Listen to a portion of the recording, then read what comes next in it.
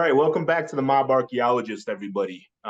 Chicago Tony, we have Eric, we have Rick, and we also have Angelo here with us today. And we're very excited to be joined by a close friend and collaborator of the show, Mark. Mark, I can say, speaking on behalf of the citizens of Chicagoland, at this point, I think you merit being given honorary Chicagoan status, for your years that you've spent on researching the Chicago outfit, delving into the sources that exist from FBI and other law enforcement and other sources, the information that it exists that we have on the specific family. This is a topic that's come up before on the show. We've talked a lot about earlier phases in Chicago, even going back to the early 1900s up through the Giancana era in the 60s. And just so people don't think that this show is only about deep history, right? We're also concerned and very much interested in recent history. And we have Mark on today to sort of, guide us through a discussion on the history of the Chicago outfit or, mafia family from the Aiuppa period in the mid-1970s onward, which I think will be of a lot of interest to a lot of people listening. Yeah. And go ahead, Mark, if you want to say anything. Well, I was going to say, thank you, Tony. I just as background on how I became interested in Chicago, I essentially started with mafia interest like a lot of people. I watched Goodfellas, I watched Casino, I watched The Sopranos, and once I read Jeff Cohen's book on Operation Family Secrets, that really opened my eyes up about how it was just sort of like Chicago was more mysterious in my eyes. It wasn't, as out there as New York, or it wasn't as prominent as New York in the news. And from what I had seen, what's out there on the internet, it just seemed it was just grimier. I guess that's a good way to put it. I was a little bit grimier, and they seemed to be very serious about what they did, whether it was a criminal racket, a murder, to plan a murder, things like that. And when Cohen summarized Calabrese's testimony in that book, it really kind of hit to me that these are very serious people, and I took an interest from there. A lot of what's available on the Chicago, and not just Chicago in general, but the mob in general, is or are older files, and for good reason, because a lot of them are dead. It's much easier to get information out of those individuals because they've long since passed. The information's had more time to get out there. Most of y'all are familiar with the Mary Farrell website. Has lots and lots of FBI files on it, and that kind of got me started in trying to dig a little bit deeper into the FBI side of things. So before we get real deep into the Chicago part of it, I can mention a little bit about, because I know I've had a lot of questions directed at me by other people interested in the mob about, what are FBI files? Like, how do I request these FBI files? What are some good ways to request these FBI files? And I won't diverge too much down that path, but I will talk a little bit about it just because we've simply got a lot of questions about it.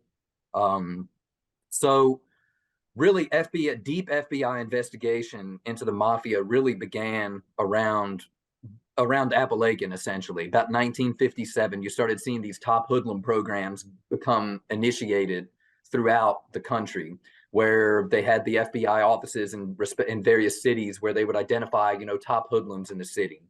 And they would open investigative files on them, and they would keep information on those investigative files.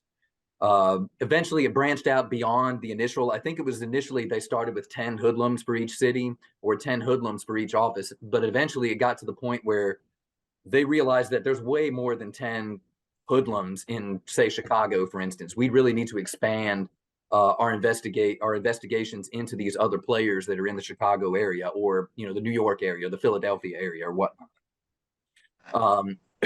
So the main way they went about doing that was they opened what they call a 9-2 file on a guy. And a 9-2 file is just essentially an anti-racketeering investigation into a subject. Most of the time it's going to be people, but you may have an anti-racketeering file or a 9-2 investigation opened on, say, criminal activity in Melrose Park, or criminal activity in Laborers Local Number 1, or something like that. So they'll collect information from that. They'll collect, if it's on an individual, they'll collect personal information. their birth dates, their criminal history, where they live, what their habits are as far as where they go, who their associates are, what businesses they're involved with, things like that. Now, the 9-2 files, they were created and populated prior to RICO being enacted as a real tool towards fighting, but tool by federal law enforcement towards fighting mafia towards people that were suspected of mafia activity. So for the longest time, I'd say for about 20 years, 20 to 25 years, that was the only file you had was a 9-2 file. And just to give you an example of what I mean by 9-2 file, so we could be talking about Sam Giancana. And if I remember correctly, Sam Giancana's file is 9-2, which indicates that it's an anti-racketeering file. Then you have a dash, then you have the symbol for the city that is being investigated in, CG. Then you have a symbol for Giancana's individual number, which I believe was 349. I think it was 349. So all of the information in Chicago that would be developed on Sam Giancana would go into that 9-2 file.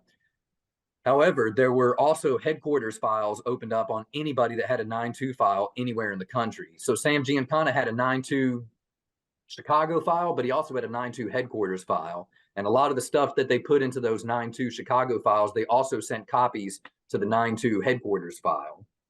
Also, if there was a suspected mafia member that went to another city and had operations there, say, for instance, Sam Giancana also had a 9-2 Mexico City file. And anybody who went to Florida also could have a 9-2 file, or regularly went to California could also have a 9-2 file opened up on him. So there's not any one specific file that is opened on a mafia member. It could be many different files that are open at one time. But be that as it may, around the late 70s, early 80s, they started to phase out the 9-2 files. They started to implement 183 files.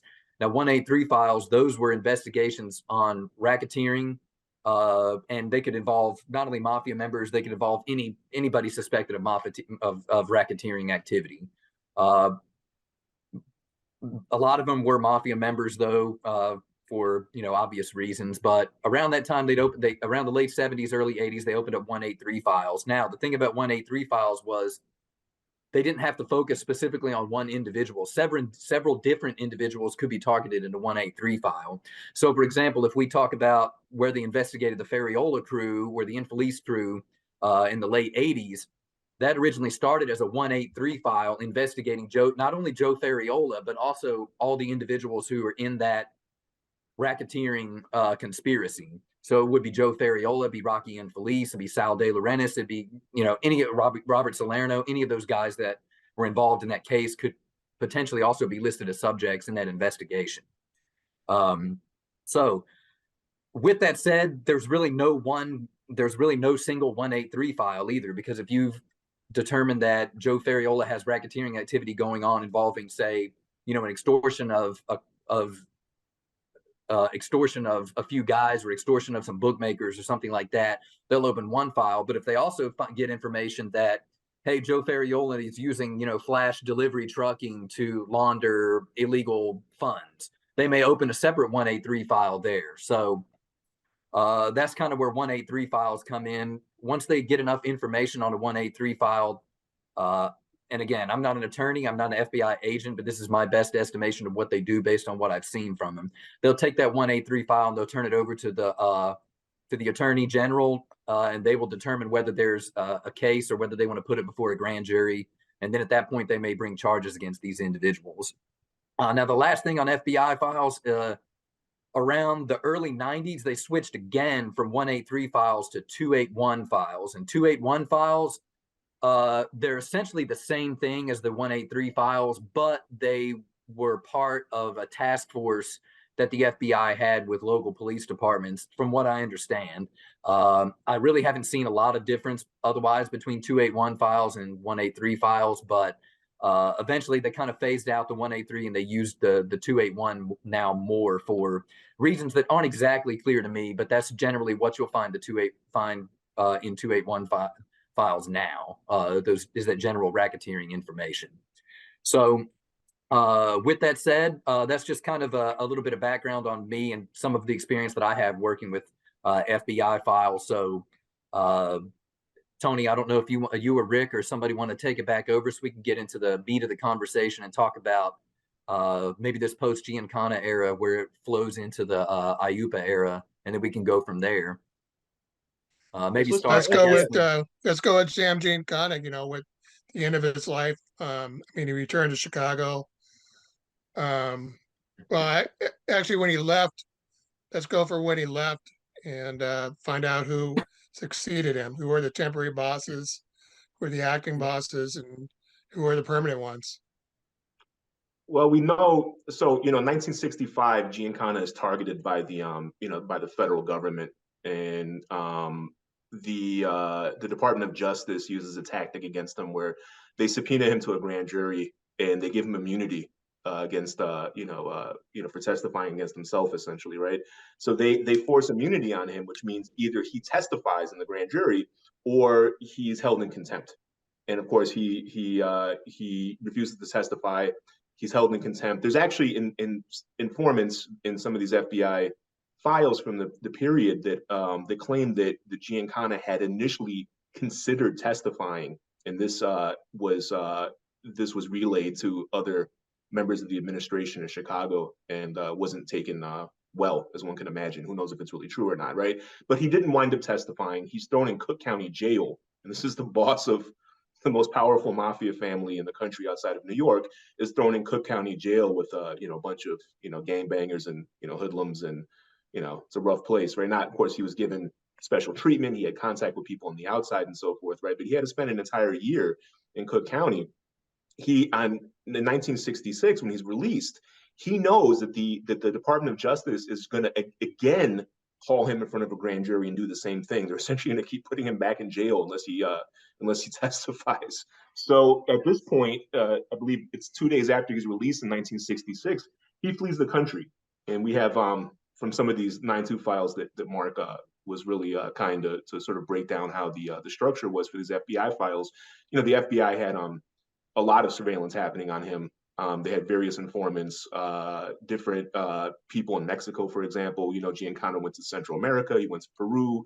He was in Mexico for different periods of time, living under an assumed name. In Mexico City, he had an apartment.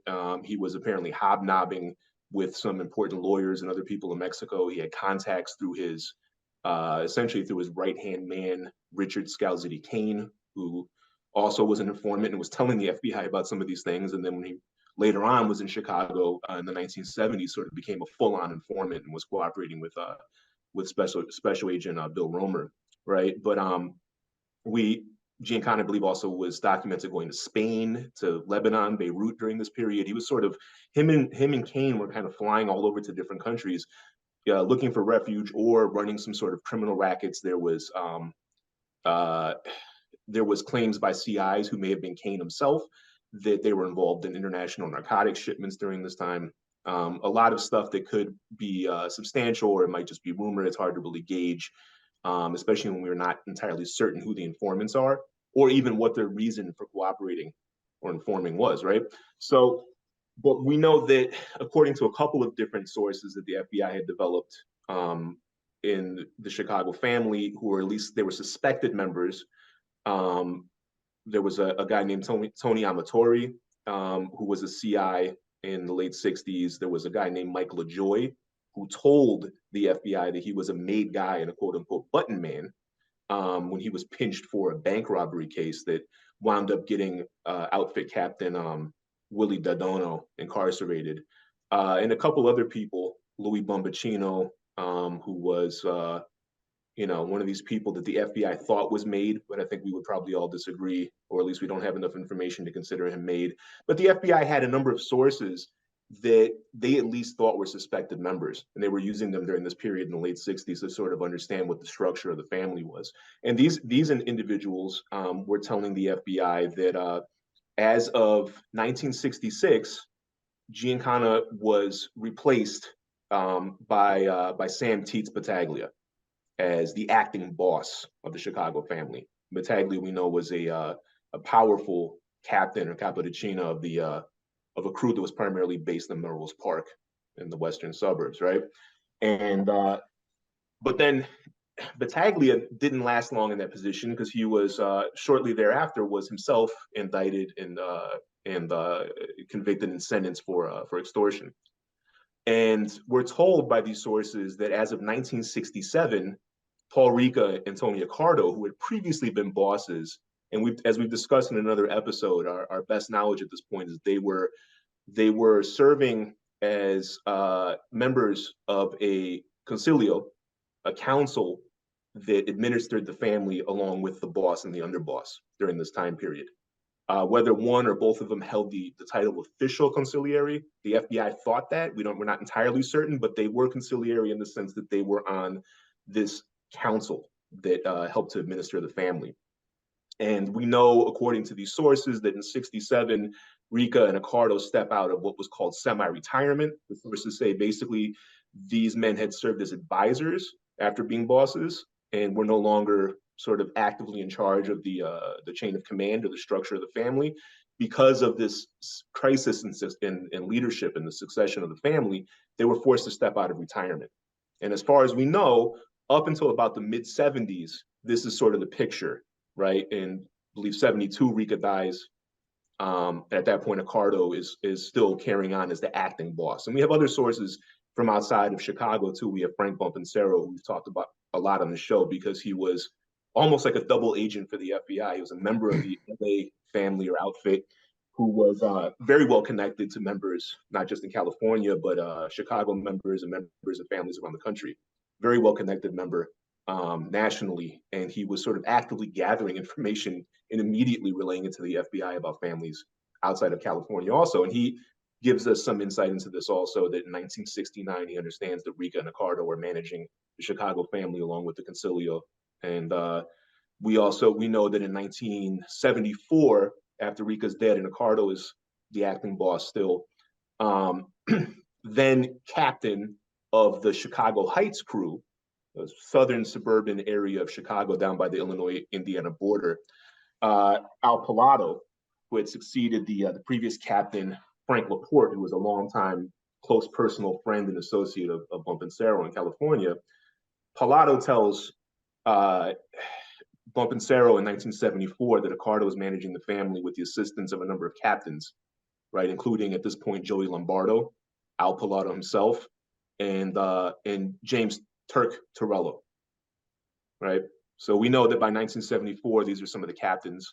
Some important older figures had died. In the period from the late 1960s through the early 1970s, a whole slew of really important, influential Chicago members and leaders were incarcerated and or died, right? Including Sam Battaglia, Phil Alderizio.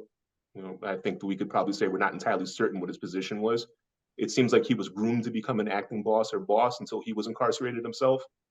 Real quick, Fifi Buccieri, who was the captain of the crew that Torello took over, right? Ross Prio, Paul Ricca, and a number of these important leaders died. There's essentially a new generation that comes into play at this point, right? And from about 1972 or 1973, it seems that Joey Aiuppa, who people call Joey O'Brien because of his old boxing name, who was a captain of a crew based in Cicero and Melrose Park, was being groomed to become boss or was in a position of acting boss. He had some health issues. I believe he had surgery for throat cancer during this period. And we're told by an important associate, a Jewish guy from the South Side named Ralph Pierce, who was an important informant for Bill Romer, that essentially the family was being managed circa 1973 by Accardo, Aiuppa, and Gus Alex, who was not a member, but was a really trusted associate direct with the administration of the family. By about 1975, Frank Bompancero is referring to Aiuppa as the boss of Chicago. And just to add a little credibility to Bompancero's info, he actually tried to transfer to Chicago earlier. Him and Jimmy Fratiano both tried to transfer. Fratiano's transfer, he talks about that in his book. Bombancero confirms in his FBI interviews pretty much the exact same scenario Fratiano laid out. It was just basically there was a protocol failure among probably other things. But one thing about Bomp, he tried to transfer to Chicago, but Tommy Lucchese nixed it. Yep. He had represented the LA family on the commission, and he said, Bomp had a murder that he was supposed to commit for the LA family, so he couldn't transfer. So just adding that in, that Bomp wasn't just some guy who heard a thing or two about Chicago. He was really, an accepted part of their orbit in many ways. 100%. Yeah, he was very close for years, for decades with Frank Laporte, who was a captain in the Chicago family. He was close to Johnny Roselli, of course, the famous handsome Johnny or Hollywood Johnny or whatever people say they called him, right? Sort of another one of these sort of enigmatic, sort of hustler type figures that was a member first of the LA family and then the Chicago family, but based in California. He was close to Sal Piscopo, who was another member of the LA family who had informed earlier in the 1960s and who had knowledge of the Chicago family and its administration going back to the 30s. And was also close to guys like Al Pilato, later on to Tony Spilotro, 1974. Tony Spilotro, who was a soldier at that time in the Grand Avenue crew, which had been the Battaglia crew, and then Joey Lombardo took it over and sort of moved its main base of operations back into the city, to my home neighborhood in the Grand Avenue patch. And Tony Spilotro was essentially stationed during this period, as everyone knows from the famous Scorsese film Casino. He was stationed in Vegas to sort of oversee the outfit and other outfits, other families, lucrative casino skim operations in Vegas, right? But he was a soldier, and he told Bump and Cero this too in 1974, that he was a soldier who reported to Joey Lombardo. So we know by 1974 for a fact that guys like Joey Lombardo, Al Pilato, and Turk Torello were Cappuccino. They were captains of their crews. Because, even though there's still questions, we don't always know from members, right? Yeah. There's still gaps and questions about things, but it's like, since Mark was talking about FBI files, something that we make a point of looking at is the chain of custody of information, not just who the informant is, but who was the informant getting his info from. A lot of times we don't know. Yep. In Bomb's case, he met directly with Aldericio, who told him, one, that there was a consiglio. It confirmed that this board of directors that has been mentioned by many sources was actually a traditional consiglio, something that's found in the Sicilian mafia. It's found in other families. Aldericio also said that he and Marshal Caifano had been soldiers direct with Giancana. There's some question over what Aldericio's actual rank was at different times, but at least at some point, those two guys were direct with Giancana, soldiers. Yep. And then so he's continuing to get this information from Pilato. He's meeting with high-ranking members, very important members. So that chain of custody is an important part of this, that it's not like he's just guessing based on his few interactions. He's actually getting updates on the Chicago family from high-ranking figures, And reporting we have a lot of sources that are associates of the mob, and sometimes they do provide very good information, but the quality of the information is generally better when the informant is a made member. Sure. They have access to information that the associates generally don't have. Yeah. But sometimes very well-placed, high-ranking associates can provide very good information. We have examples like Lenny Patrick and Ralph Pierce. Yeah. And I also wanted to mention earlier that Jackie Cerrone, who was the capo regime of the Elmwood Park crew, he did become boss briefly. He didn't last very long because he went to prison. But after Sam Battaglia, in I think in either 1968 or 69, so just very short time. Yeah, and I think he was acting boss, like you said, but Battaglia went to prison in 67, I believe. And Cerrone took over not too long after that. And I believe he was immediately indicted as well in a gambling case with Fariola, Cortina, Angelini, and that group from Louis Bombacino flipping. So, and then he was imprisoned in 70. So for 3 years, I believe. Yeah, sort of synthesis of and this is when I say these things are a little bit unclear sometimes. It does depend on the source. A synthesis that the FBI had where they cited Lou Fratto, who was either a member or a longtime associate of the Chicago family who was stationed in Des Moines, Iowa for decades. and who informed before he died in 1967. And a couple of the guys I mentioned earlier, Tony Amatori and Mike LaJoy, and their account was that after Battaglia was removed as acting boss, that the family attempted to place or groom Alderizio and Cerrone, but were unable to because they wound up being indicted. So I don't know. There's some sources that may state that Cerrone was an acting boss for a brief period, but other sources state that he never was, and there was no acting boss in 1967 for about 6 months until Rica and Accardo sort of were forced to step out of retirement. It's hard to say. Yeah, right? there's other sources, some sources I have access to that do say pretty clearly that Cerrone did make it to become a boss, maybe acting boss, but he did have the role for a brief period of time. That gets into my question I was going to ask next, which Giancana is out of the mix. He's out of the country. Does Giancana keep his official boss title, or is he removed as official boss before he's killed? What's your guys' take on that? Well, I know I've seen different takes on that. One said that he was demoted as soldier, and others have said that he still had the official title. So I'm sure the other guys have their thoughts on it. I mean, I'm pretty sure Joe Fosco said he kept the title for, what that's worth. He kept it until he died, I think is what Joe Fosco said. And of course, we know Joe Fosco had access to William Massino and Michael Magnifici. So I don't know if that's something that was relayed to him by them from Cerrone, or if he got that information from some other source. But he's at least someone who says that Giancana was boss through 75.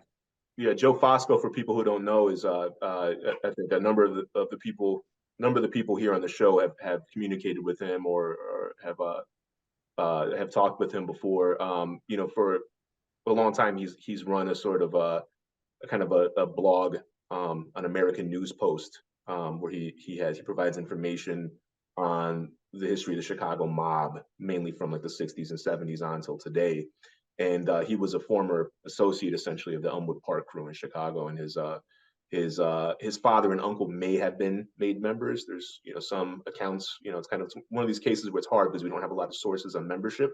But he was very close, as Mark just said, personally to Willie Massino, who was a made guy, as well as Mike Magnifici, who was, he's around. I don't want to get into current guys, but his father, Eligio Lee Magnifici, was a capo of the Elmwood Park crew in the 80s. Yeah. So Joe Fosco has access to personal relationships that I don't presume to, right?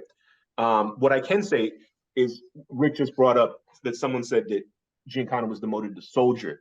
That was Bompensero. So in 1969, the same conversation we're talking about, Bompensero met with Frank Laporte and Phil Alderizio. We're not sure. It may have been in Chicago. It may have been in California. Frank Bompensero took multiple trips to Chicago repeatedly and met with Chicago members in the late 60s and early 70s. Yeah, he was very close to a lot of guys. But he had this meeting with Fradiano, Alderizio, and Frank Laporte. And he relayed that Alderizio told him that when Giancana fled the country in 1966, specifically, he was demoted to soldier because he was no longer able to maintain his responsibilities as boss or representante of the family. So this is coming from Laporte directly from Alderizio in the presence of coming from Bompensero, different Frank, in the presence of Laporte, who's a captain from Alderizio, who at that time, again, we're not entirely sure. Alderizio tells Bompensero, as Eric noted earlier, that him and Marshal Caifano had been previously soldiers direct with Giancana during the period when Giancana was boss, active, or whatever else. But he also tells the FBI that he believed that in 1969, Alderizio was still a soldier, but he wasn't 100% sure, which means he hadn't been introduced to him as a captain, for example, or an acting boss or something, right? He'd been introduced to him probably as Amico Nostra, right, as a friend of ours. Yeah, but he did say that Alderizio would sit in on the Consiglio meetings. Yep. Maybe not as a actual formal member of the council, but he was at least assisting them. He was helping run things. And the FBI thought in just a general 1969 breakdown of the family, they put him as a possible consigliere. Yep. Might come Yep. from that. Yeah, under Giancana, they had a chart which had Rica and Accardo as co-conciliary, right? And Giancana as the boss. Up until his death, Frank Ferraro was the underboss, and then Battaglia succeeded him. But that arrangement didn't last long, obviously, because we already went into the Giancana foibles, sort of, right? But in 1969, they had the FBI had Rica and Accardo as acting bosses, and I believe they had underbosses open. And then they had Alderizio as conciliary. We kind of used to wonder, where did they get this from? They probably got it from Frank Bonpensero's intel, right? Didn't they say Frank that Jackie Ferraro Cerrone, was the previous underboss, and I don't think he was replaced after he died. didn't that I haven't seen 1969 anything. report, didn't it say that the FBI suspected Jackie Cerrone might be the acting underboss? Isn't that on the same one? I believe so, Eric. Acting underboss, maybe, yeah. They say there's one, because in the same one that says they think Alderizio might be conciliary, I think it has Cerrone as possible, not confirmed, but possible. Right. Yeah, and there were sources. Yeah, when it comes to going over information provided in the files, I haven't seen anything that indicates that Cerrone was ever an actual underboss. So it could be a case of the FBI trying to shoehorn people into certain roles. They said possible, so I mean, they definitely didn't have hard evidence, but we had previously. Sorry to cut you off, Eric, but we had also, I mean, just to be fair, we had previously thought that might have been the case with why they put Alderizio as a possible conciliary, but now it seems that we know that in 1969 that Frank Bonpensero did report that Alderizio said he was participating in the concilio. Now, does that make him the official conciliary, which we would understand to probably be the chairman that sort of presides over the council? No, he didn't tell Frank Bonpensero that, right? But the FBI may have sort of extrapolated from that. So it could be a combination of having some info and then also trying to fill in the blanks or shoehorn things a little bit, right? There might be a report that we haven't seen, right? But they did have sources that did tell them that that after Ferraro died, that in 1965 that the Battaglia became underboss. But they may have other sources that say differently, right? This is the sort of problem we're faced with a lot of Chicago questions. Yeah. Now that's probably a good segue into what I'm about to say. So I'll preface maybe the rest of the discussion, or before we get into the meat of this discussion, by saying I think a lot of the misconceptions about Chicago and some of the misunderstandings and bad information just comes because they never really had any good member sources in the family. I mean, all these guys we mentioned earlier, Bombacino, LaJoy, Richard Kane, most of those guys were probably not members in most cases. I mean, maybe some of them were. Even Lou Fratto, who says he was made back in the Capone days, that's disputed as well. He only identifies him. He's the only, even in 1973 when he's deceased, it looks like he's the only person that ever identified himself, which could be the case. But no, they developed other suspected member sources, and some guys, 4 or 5, 6 guys identify them. Nobody else ever identifies Lou Fratto but Lou Fratto. Yeah, we've seen that with Louis Bombacino, Richard Kane, and Mike LaJoy, all self-identified as main members, but no one. Not Bombacino. Not Bombacino. Not that I'm pretty sure Bombacino did not. Yeah, I saw something. I was looking into this today before the program, and I saw something where he did self-identify as a main member. Bombacino? I think it was in Vincent and Sarah's book, C1 and the Mob. I think he mentioned that. Okay, because they never carried him as identifying himself in any of those lists. Well, I wonder if he admitted on the stand that he was, but it just never made its way into FBI files. But I don't know. Yeah. I mean, a lot of that I don't think they found his claim credible. Yeah, I don't know if they could be it too. Yeah, but they did use LaJoy in the 1968 list of suspected Chicago members as a source identifying other. The problem is it's like what the data scientists say: garbage in, garbage out, right? Yeah. and as Eric said, the chain of custody, right? So if we have one guy that's identifying himself and then he identifies 130 other people, then the FBI flips one of those people, even if that person. I don't think Tony Amatori ever identified himself as a member. I've seen his reports. It doesn't look like he does ever. They never cite him as a source for himself. They carry him as a member, only identified by Lou Fratto. But then Amatori identifies a bunch of other guys. You see, so it becomes like this kind of twisted game of telephone. right? And it's not just the members that we have difficulty identifying, it's the structure too, because it's not nearly as linear as you see in some of these New York families. And that's not to say that these New York families are, less secretive. For example, the Genovese, they had, I mean, Valachi talked and they've had rats since then, but they also have many more members than Chicago does. And there's also other families in the area that can give information on the Genovese that would know too. So Chicago is just on an island by itself out there.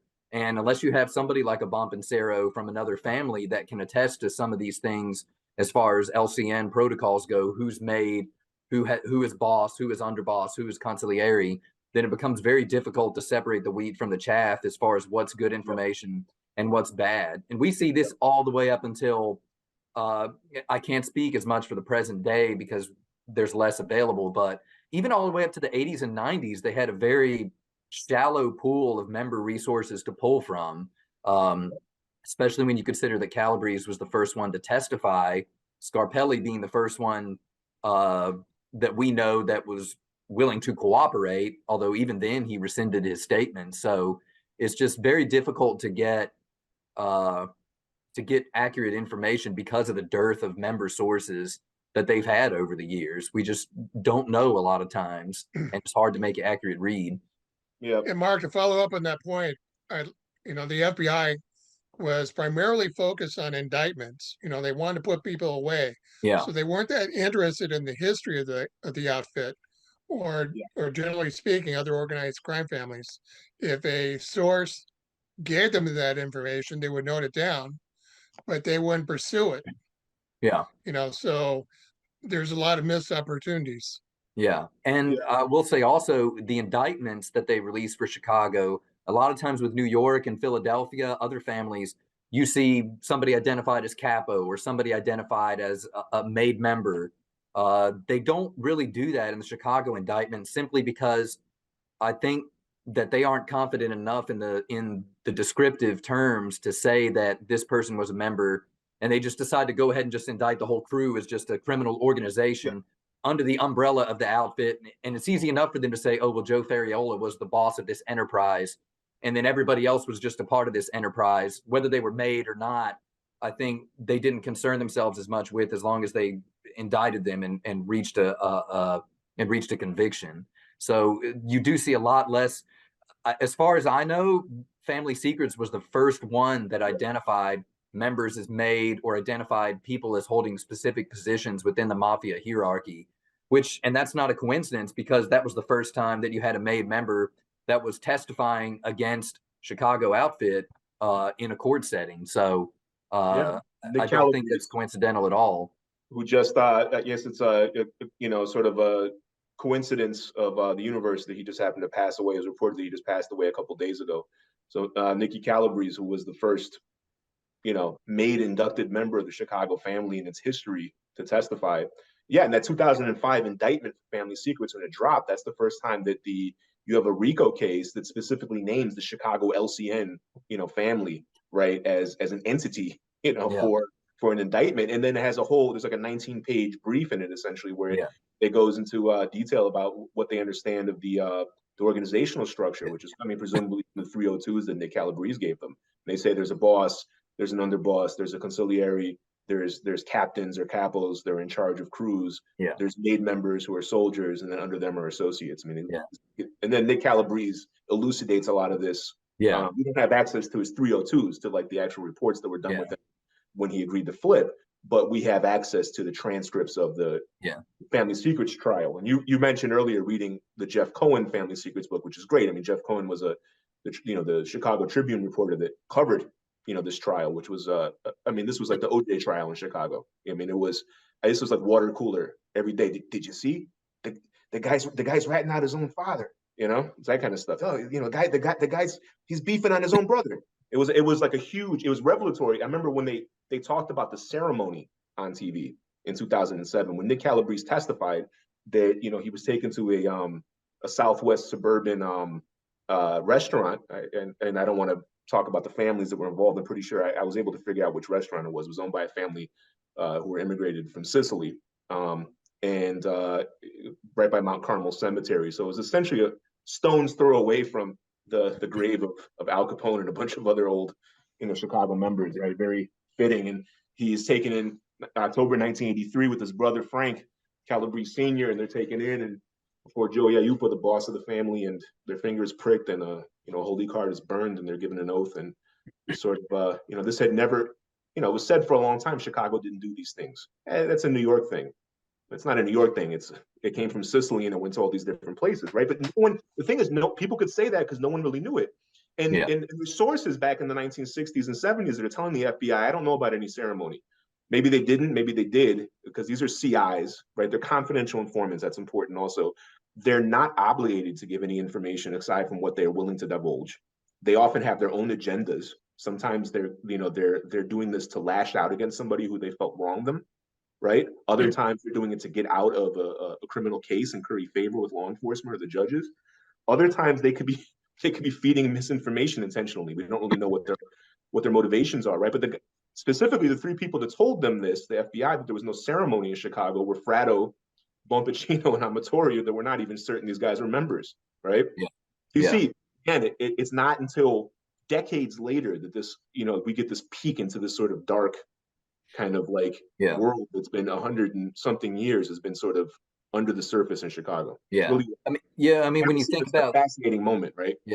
When you think about the New York families, like I said, Chicago was on an island by itself. In New York, even back in the 50s and 60s, where they were generally more secretive as far as cooperating, especially testifying. I mean, you just had so many members that somebody was going to come out of that group.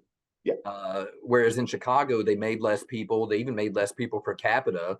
And they were on an island by themselves out there. They had no other families that were there that could potentially have members to testify against them. And one more thing about the indictments too is that I think the reason why they included that nomenclature in the family secrets indictment was because now they had somebody that, like you said, Tony, they could put on the stand and testify that James Marcello is a made member, that Frank Calabrese Sr. is a made member, that Joey Aiuppa was the boss, that so-and-so was a capo or whatever. Whereas previously in those other cases, I mean, who'd you have for the Infelice trial? B.J. Jehoda, he was definitely not a made member. Tiny Patrick, these weren't members of, these weren't LCN members, so they couldn't testify as to official positions of the family. But in New York, and a lot of times the East Coast, you did have somebody that could testify, whether it was from that family or from another family, that could testify to these people's statuses as members or statuses in an administration. So you can say, how do you know that this person is a made member of the LCN or the mafia? Well, I was introduced as a Mico Nostra. When I was introduced to him, I was told that he was a captain in the DC family, right? And there's a stronger need to know when there's multiple families too, where you need to know what guys' ranks are. You need to know what their status. When there's one family in town, all you need to know is that this guy, you can call him by his name. You don't even need to say a title. It's just understood what the pecking order is. Whereas in New York, there's a lot more politics. There's a lot more moving pieces at play. So that information needs to be explicitly communicated a lot more in New York. But the Cohen book is what got me. Before that, I was just kind of like, oh, Chicago, something else, Capone. I mean, obviously I took a little bit in, but it just didn't hook me. And then it was reading the Cohen book that actually hooked me into Chicago, made me want to know more. Connecting with you guys helped fill in a lot. But I want to kind of backtrack for a second here, because we talked about, Giancana may or may not have lost his official title. Right. There's kind of the consiglios involved. It seems like they're kind of operating using acting leadership, almost like that description Bompancero gave of Accardo and three captains, kind of almost sounds like a ruling panel type situation. Whether that was a solid official panel or not, who knows? But I want to get into the next period when the leadership starts to solidify, and that's when Aiuppa, who I think what we wanted to talk about here is Joey Aiuppa taking over. And he's a guy where, like, even before I cared about Chicago, I of course knew who Aiuppa was. But who was Aiuppa before the 70s? You guys want to go into that? Yeah, and Rick might know, he can probably attest a little bit more about, Rick or Tony can attest more about to the background of Aiuppa, but he started out, you always hear these stories about him being a gunman for Capone and all this stuff. I'm not sure about the veracity of those stories or the accuracy of them, but we know by at least the 50s that he was the capo of the Western Cicero area. He was the capo regime of the Western Cicero area.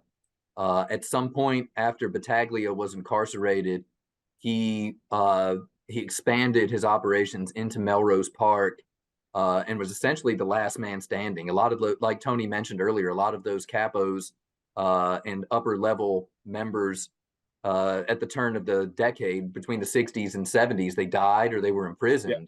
So Aiuppa was generally the last man standing out of most of the capo regimes from the 60s. He was basically the last guy left. And I think, and Rick or Tony can correct me if I'm wrong, but I think there were some hesitations among CIs about, Aiuppa not being competent enough to become boss of the family at that time. So he was seen as more of, I guess it was more of like a thug kind of image, like uncouth or something. So he was pushing 70 years old and he wasn't in good health. If you've seen pictures of him when he was young, he looks like if he was a boxer, that's the Joey O'Brien, because a lot of Italian guys used to box back in the days, and they would take these Irish sounding names to put it up on the marquee, right? So they wouldn't have an Italian name. So people called him Joey O or Joey O'Brien. But by the time we know of him in the 70s as a boss, right, in the 80s, I mean, he's old. His health isn't good. Like I said, I believe it was throat cancer. He had some sort of surgery or serious health issues that I think may have prevented him from becoming official boss until about 75. Now, one more thing before going off the Giancana stuff, also just, I guess, something that could support Giancana still having the official position up until he's murdered, because Giancana's murdered in 75. Yeah. And that's the year that we kind of know for a fact that Aiuppa is like firmly installed as like the official boss, right? So who knows? That might be a coincidence. It might not be, right? But yeah, Aiuppa was born in 1907. I believe he's a peer of Tony Accardo. He's an old school guy, right? He's almost 70 years old when he becomes official boss. His parents are from Lascari in eastern Palermo province. It's a part of a kind of network of towns that have a big presence in Chicago and a long history in the mafia. He's born and raised in Melrose Park, which is a suburb directly, a little bit west of the city. Doesn't border the city. It's a little bit farther west, but it's a suburb that has an old Italian population, not like a newer white flight Italian population. It's an old Italian population that goes back to like the 1870s and the 1880s, including a number of Sicilians that were there already in the late 19th century. So he's part of that kind of old Italian Sicilian community in Melrose Park. And, like you said, his crew seems to sort of start with a territory mainly based in a specific part of the town of Cicero, and then over time expands also into Melrose Park, which goes back to we tend to really think that these crews in Chicago were 100% strictly territorial. Another thing that Nick Calabrese testified about was that they were not as strictly territorial as people thought. It depended on certain racket and other operations. Like a crew might hold essentially the concession to run all gambling or to take street tax from any unaffiliated gambling within its territory, but they also may have other operations that are all over the city or suburbs, right? So that's something to think about too, is I think with Chicago, people tend to think, because they called it the Grand Avenue crew, they called it the Melrose Park crew, they called it the Cicero crew, right? That these were 100% like territorially bound, like street gangs or something, right?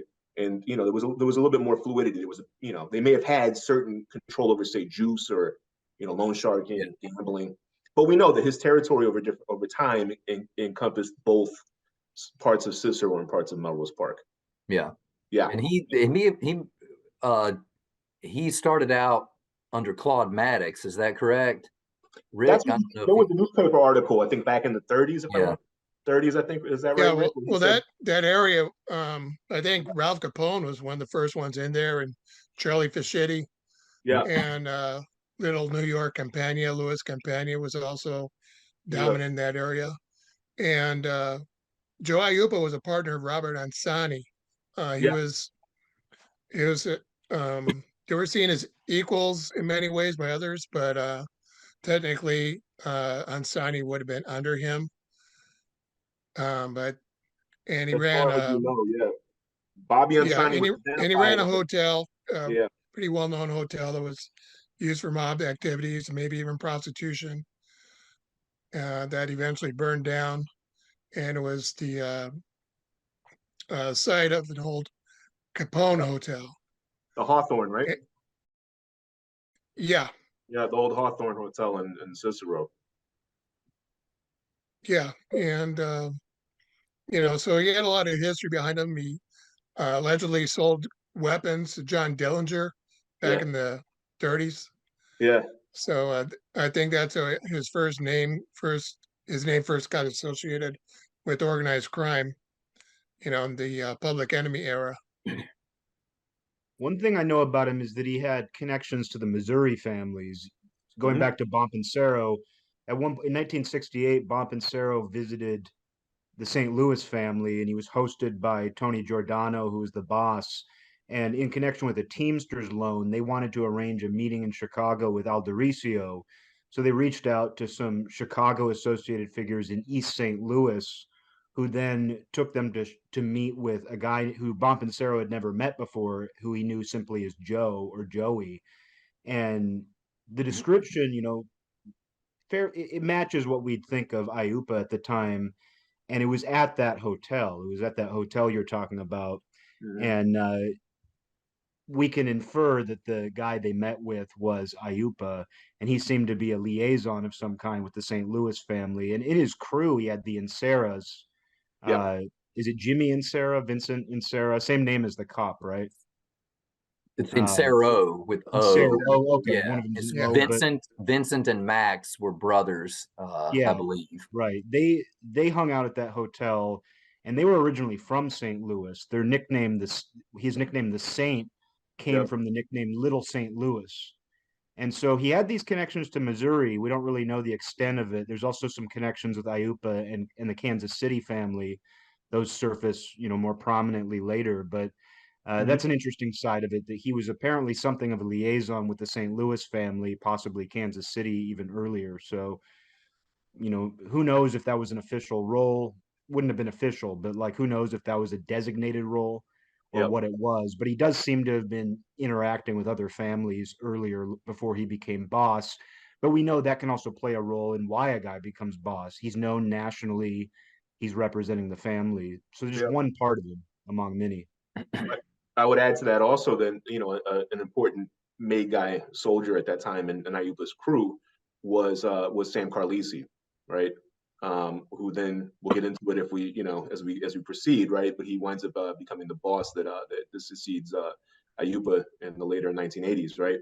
Sam Carlisi's brother, Roy Carlisi, Rosario, they called him Roy Carlisi, was an important Cappuccino in the Buffalo family. Their family had lived in both upstate and Western New York and in Chicago, along with some of their relatives from the Tornabini family, right? And so two of the members who were made into the Aiuppa crew were Sam Carlisi and Al Tornabini. And Roy Carlisi in Buffalo was a Cappuccino, but basically represented a powerful faction sort of within that family, right? So that crew had a number of, we can sort of tease out connections to various families, right? The other Midwestern families were represented by Chicago. I mean, other Midwestern apart from Detroit when they had a commission seat, or Cleveland, which was represented by the Genovese, but families like Milwaukee, Rockford, Madison, when that still existed, St. Louis, Kansas City, at least for most of the history we're talking about, were represented on the commission by Chicago as their avant-garde. But we can imagine that they would have had sort of liaisons because of personal relationships, and so in some cases it could even be paisani relationships going back to Italy, other ways that racket involvement, different ways that people get to know guys who are in other cities and other families. So it does seem like Aiuppa himself has these connections through his crew. He almost certainly has connections to Buffalo, right? And then it turns out that one of Al Tornabini's cousins from his other side seems to have been this guy Al Tornabe, or it was actually Tornabini, but they changed it to Tornabe, who Eric, you said seems to have been a captain in the Gambino family. Salvatore Tornabe, who, Salvatore, that's right. Yeah, yeah, yeah, yeah, he was arrested at Appalachian, Gambino member, possibly a captain. We don't know for sure, but yeah, uh, definitely an important guy of some kind, close to the Profaci family. But then with Roy Carlisi, what's interesting with him yep, is Ron Fino, whose father was at least the acting boss of Buffalo post yep. Magadino, or around the time there was factionalism in Buffalo where they all had their own leaders and stuff. But Ron Fino, he said he was told by his father that Roy Carlisi was actually made in Chicago, and at that time was the youngest member of the Chicago family before he moved to Buffalo. So Yeah. he himself, I think that's pretty the chain of custody once again. He was told by his father, who was in a position to know. And then Ron Fino also said that when Buffalo was having its factional dispute, that Aiuppa around 1969 came out to Buffalo to help settle the issues. So we can only imagine that came through these long-standing connections and the Carlisis. And then a guy under Carlisi in Buffalo was Chicago Joe Skialis, who was from Chicago, as his name implies. I mean, sometimes these guys get called Chicago so and so, and we can't trace them to Chicago. But this guy, No, Seattle's definitely, his parents and everything remained in Chicago. He moved to Buffalo, I think, in the 30s or 40s, but he was born and raised in Chicago, and all his family, and he was buried there too after he died. Yeah. Yeah, so it's like I want to mention in the Chicago leadership in the early 70s, another name that comes up is Chuck Nicoletti. Yeah, the dark horse. And Mark, in doing your research, have you found much about Chuck Nicoletti helping to run the outfit during that time period? I have seen him mentioned as a powerful individual and it's very vague as far as what his actual role is. It doesn't mention him being really boss of a crew, but there's vague allusions to he and Aiuppa running Melrose Park. Or people, informants suggesting that Nicoletti is one of the more powerful members of the family and could potentially be running things. But I don't think it's ever definitively stated what his role is in the organization from the 70s on.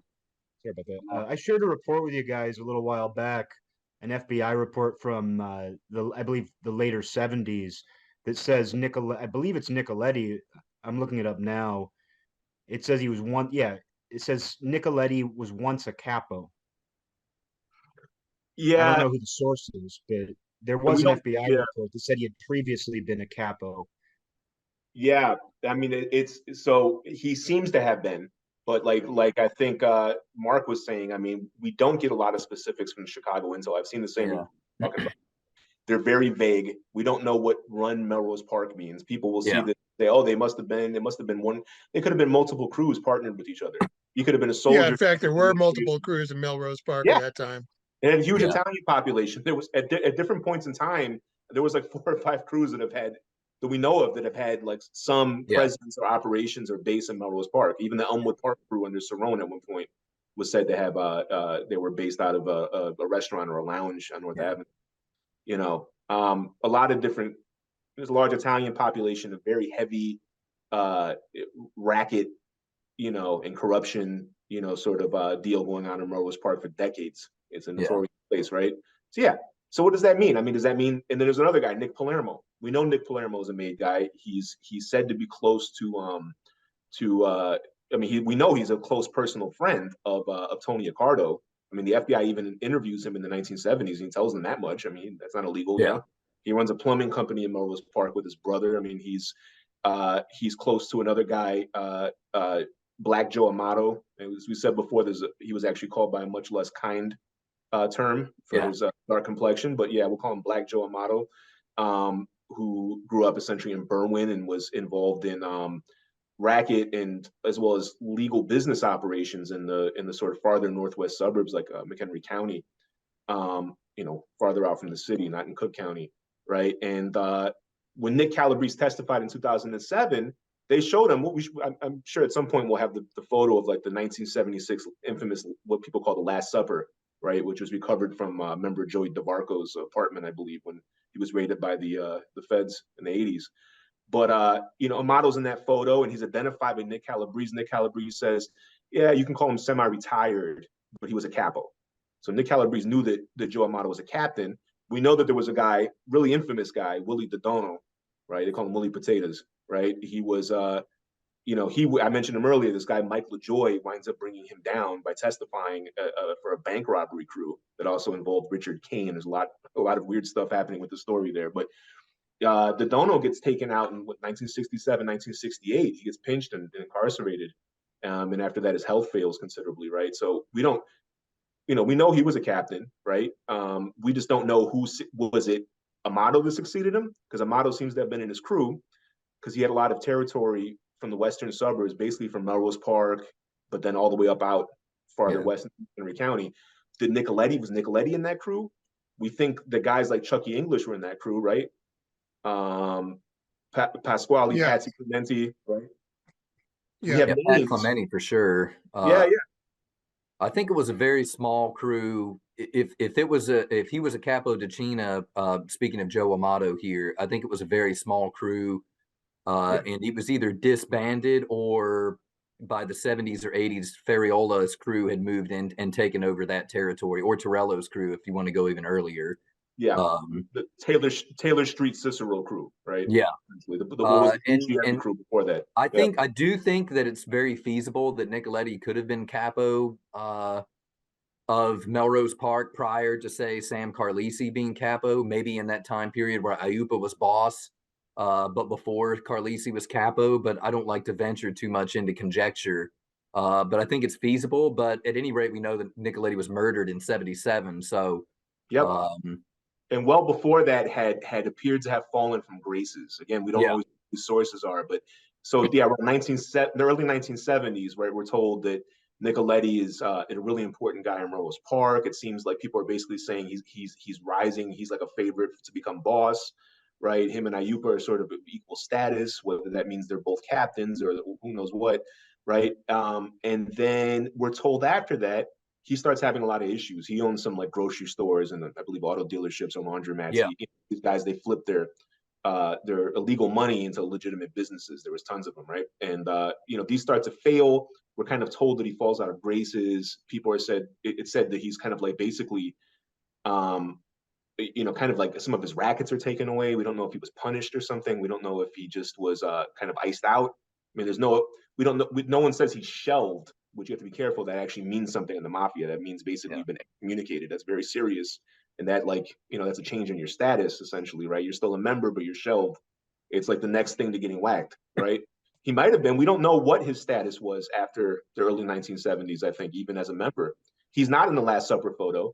He's never mentioned by Bumpancero as somebody who's on the Concilio or that we can infer was on the Concilio. Yeah. Like when Bumpancero said in 74 that Torello, Pilato, and Lombardo are assisting Accardo, we can infer that was the Concilio, or at least part of it.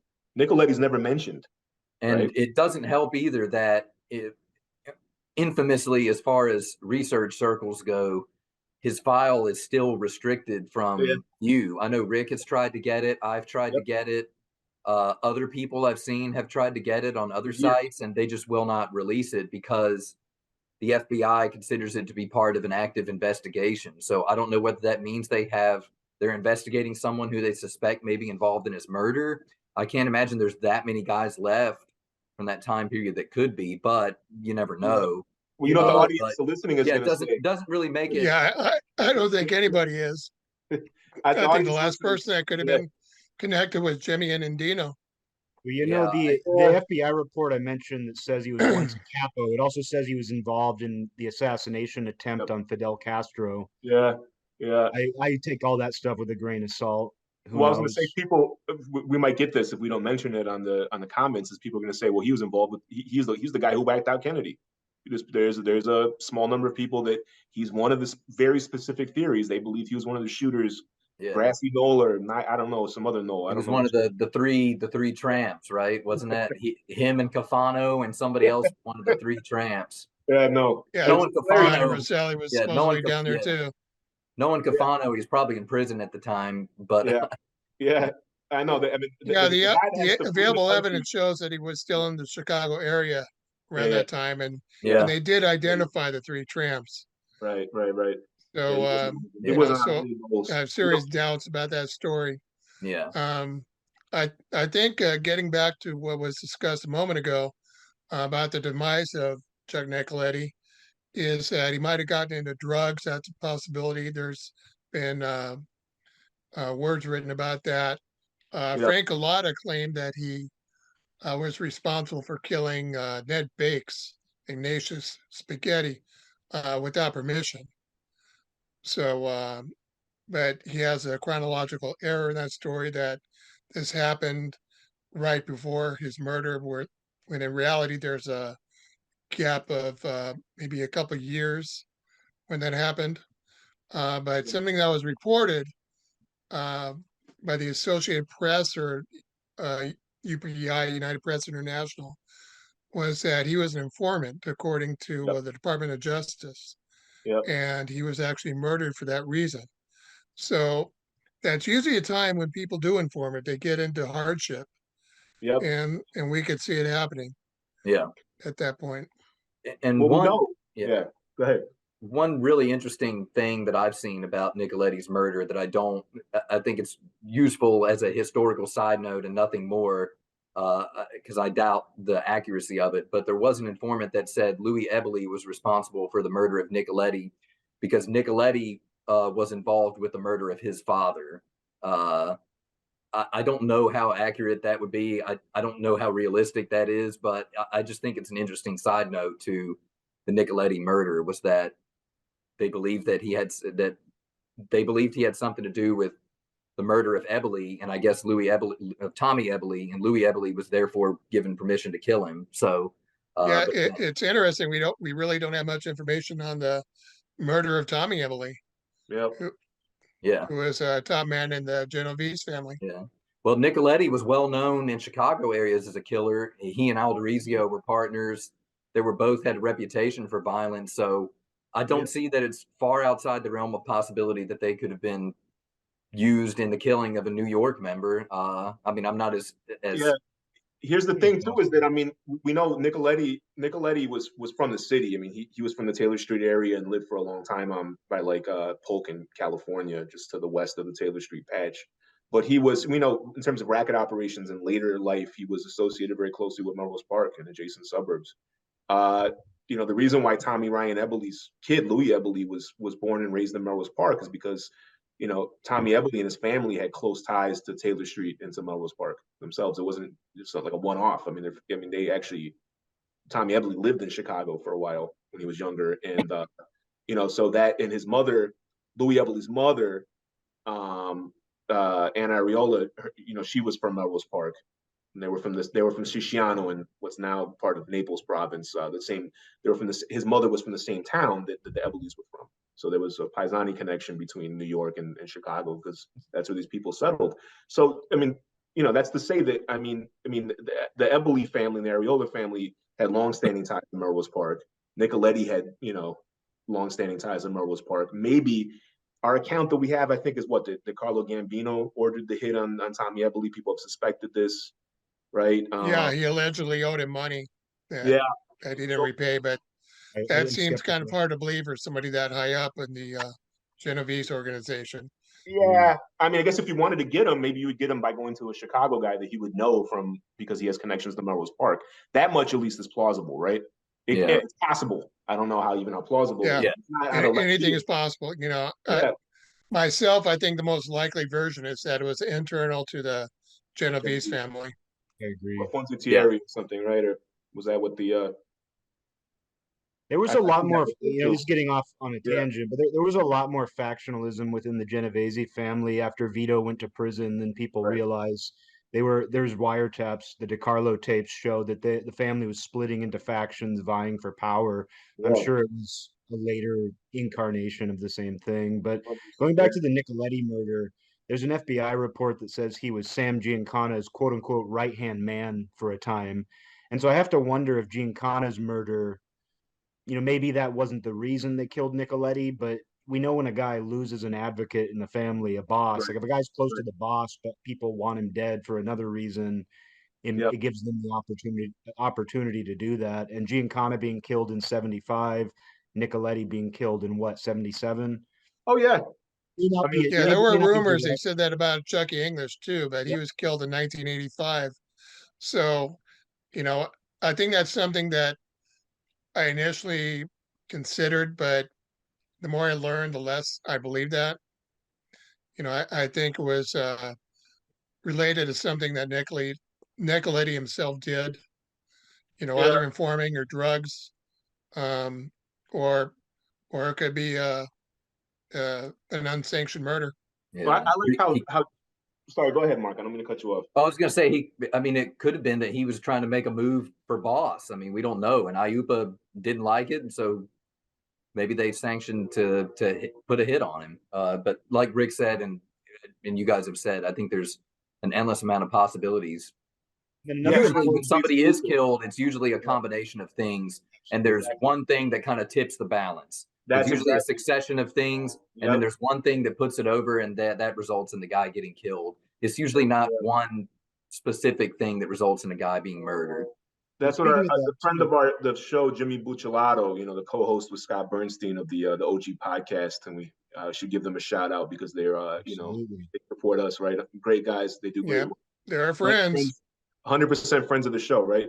But when we've had Jimmy Buccellato on the show recently, but he said before, I believe on the OG podcast, and it's the same thing the Mark is saying essentially, that these hits are almost always overdetermined, right? It's not, there's a catalyst that might put it into play, right?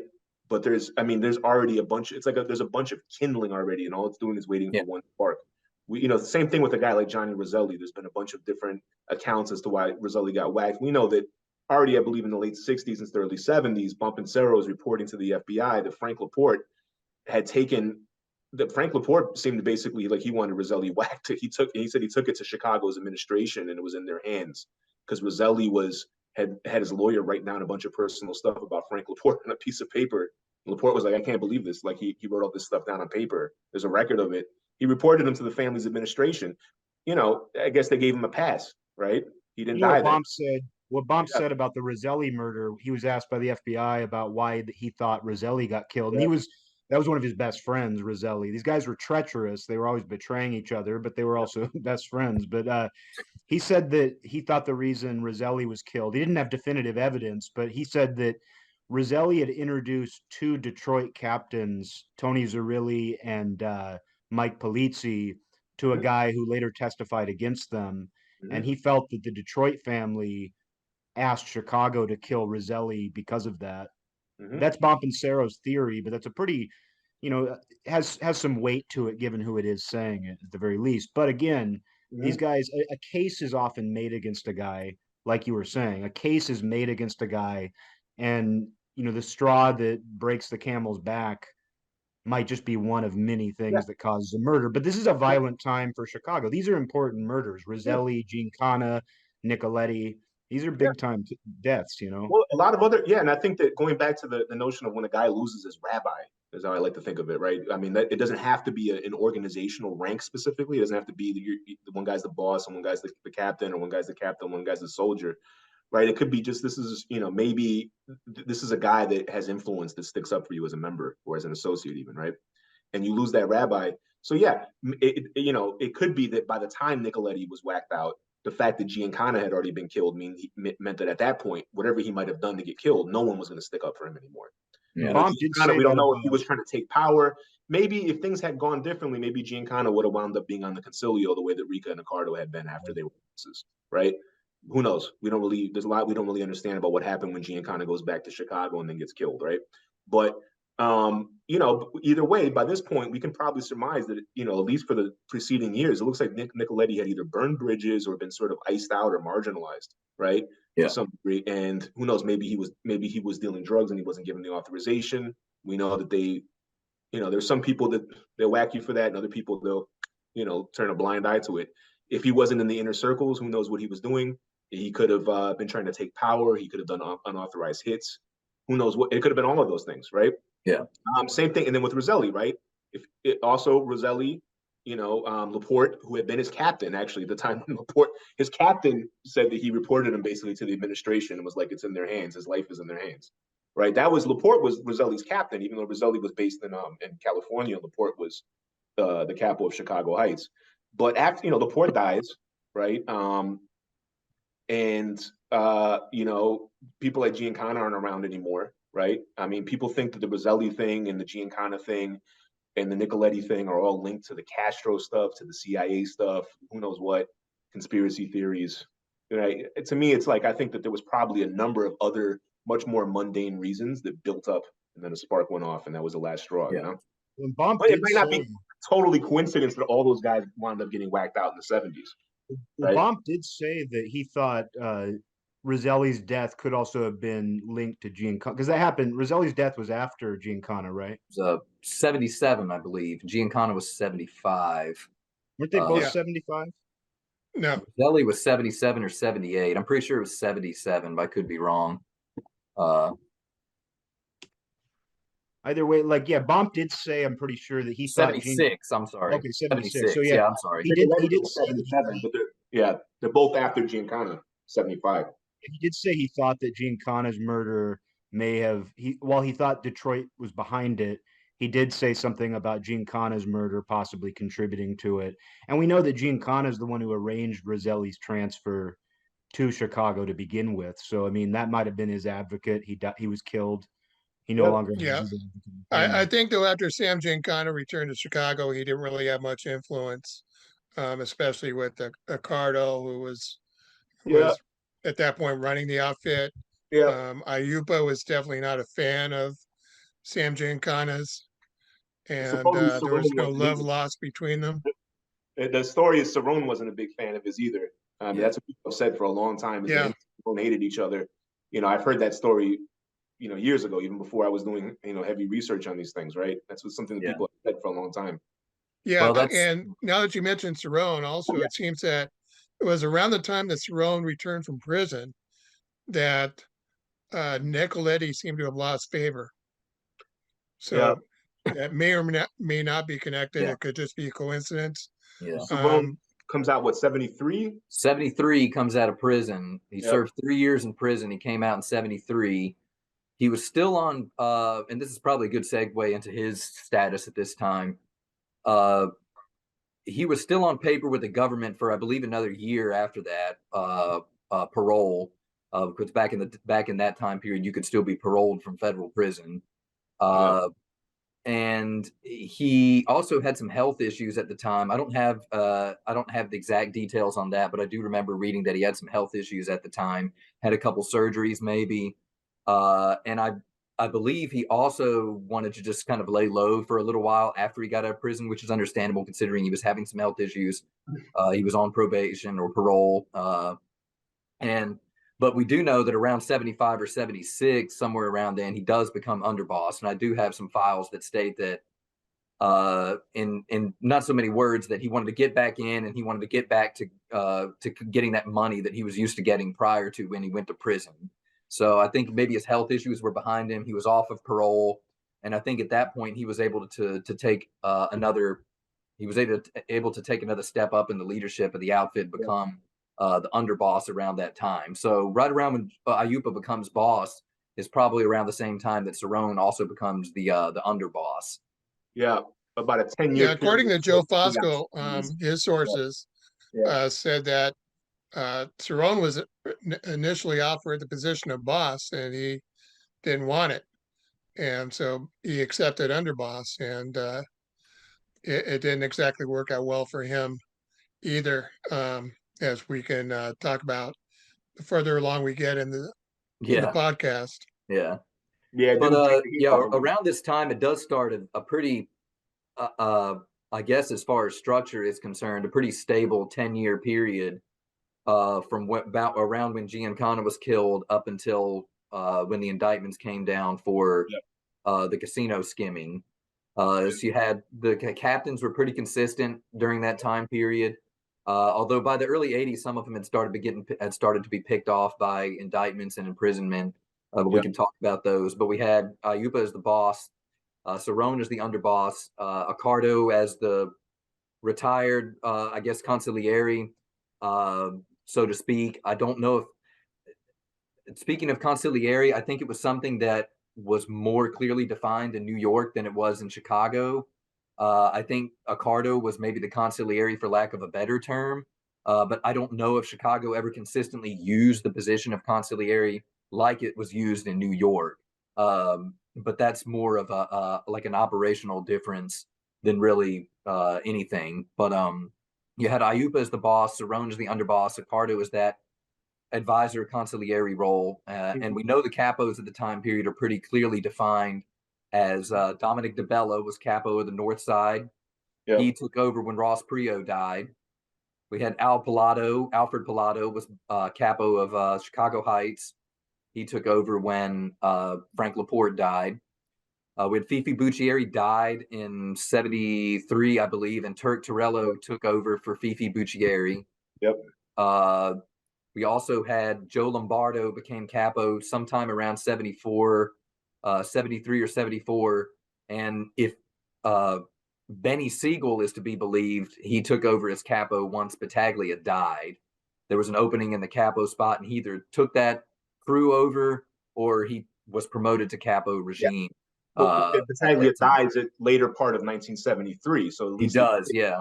It fits with us being told twice in 1974 by Bumpancero that time Lombardo was a captain, right? Yeah, and Siegel also said that it was between Lombardo and Marshal Cafano, and Cafano was upset that he wasn't given the capo position.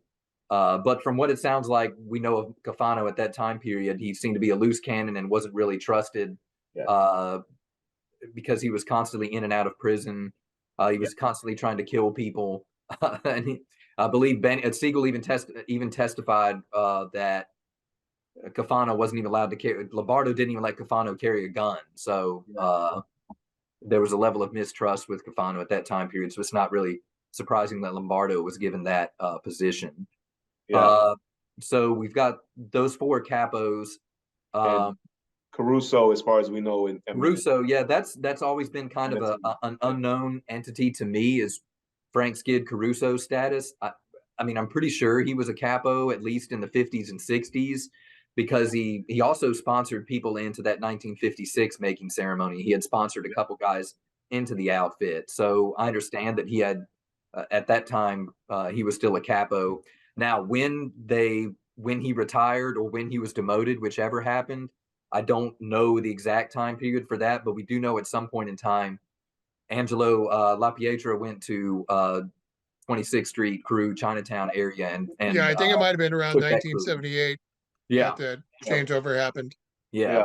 And he built a house in that area, and I think part of why they gave him that crew was mainly because he may have been upset at either Turk getting the Buccieri crew or Fariola getting the Buccieri crew, thinking that he deserved that spot. So it may have been a way to placate him. Again, this is conjecture, but it may have been a way to placate him by giving him that crew, since Skid wasn't in very good health. He was getting on in years. He may not have wanted to. He may wanted to take a lesser role. But yeah, at least by 78 or 79, LaPietra was the capo of that crew. And LaPietra is also from that area originally. Yeah. Something I want to bring up real quick too is what this meant nationally, because Chicago had a commission seat going back to the formation of the commission.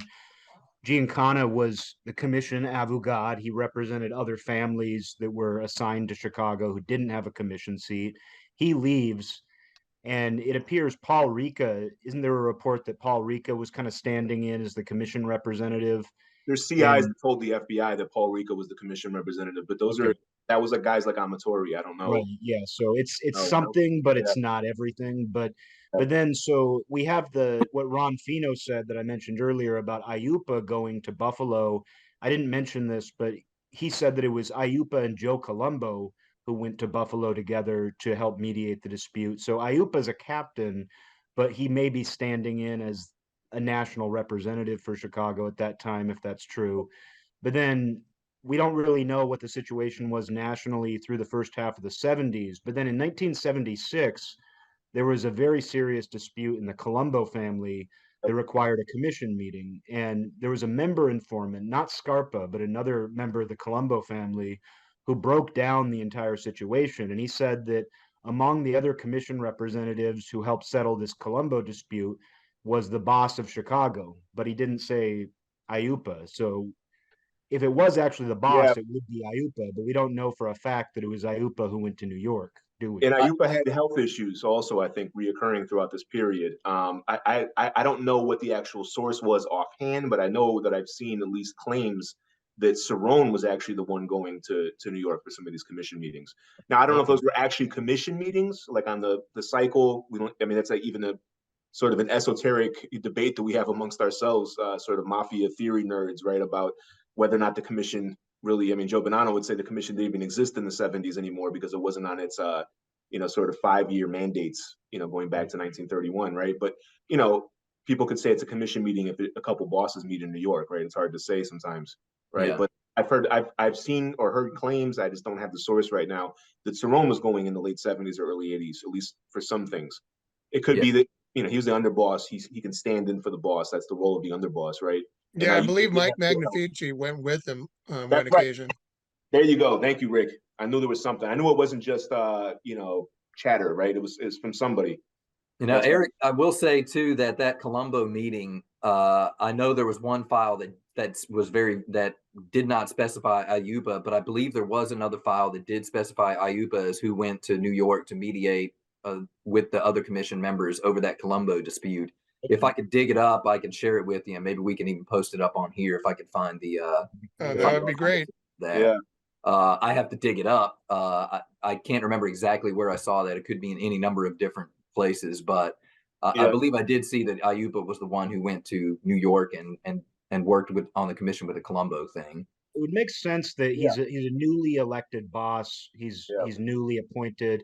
Who knows? Because we know that something that was done all around the country is that when a new boss was elected, he would go meet with the commission to be ratified, and he would also go meet with other bosses to be formally introduced as the new representante. So maybe Aiuppa had already done that, but that would be a great opportunity to participate in national politics and kind of assert himself as the new boss of Chicago. We also know that Aiuppa went to Florida with Accardo and Cerrone and met with members of the Detroit family and possibly members of other families, but they escape me now. And there are surveillance photos that exist of them meeting some of the Detroit family boss administration at an airport, I believe. So I think with Tony Giacalone and it was one of the Giacalones. Yeah, you know it was Aiuppa because he was wearing the straw hat and he had the high jacked up pants. But I believe Accardo was in that, and they also said Cerrone was present, even though he wasn't in the photographs. Our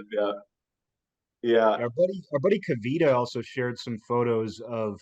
I don't know if it's from that period or later, but I think it was 79, Eric. It was 79. Where it's Aiuppa and Sam Carlisi meeting with the Rockford leadership. I think it was a funeral, maybe. Yeah. But what's funny about it is like you can recognize Joey Aiuppa immediately from behind. Like he just stands out. You're immediately like, oh, that's Aiuppa. You don't even have to see his crazy face. Yeah. You know? Yeah, he was a scary. It's interesting because it's kind of like the picture that people get with a guy like Nicky Scarfo in Philadelphia. Obviously, Nicky Scarfo being a lot more sort of florid in public in the way that he did things, right? But both of these guys have the sort of image, not entirely unearned, of being some of the most bloodthirsty bosses of the mafia in the later part of the 20th century, right? Frank Caruso, who Eric mentioned earlier, he was an associate of the Chicago family with Tony Spilotro, right, in Vegas, and he described Bonanima, he passed away, but he described Joey Aiuppa as he'd clip a ham sandwich, like you didn't even want to be in the room with this guy because he'd order a hit on a ham sandwich like nothing. What was it that gave Aiuppa that reputation? Scarfo, everybody knows, but I'm even kind of in the dark. Like, what is it that made Aiuppa? What gave him that reputation? Because the Nicoletti murder we went into, that would have been under Aiuppa's leadership. Yeah, but what are the other murders that define Aiuppa? Well, there's the whole Chop Shop Wars. There's whatever, sort of whatever happened there moment with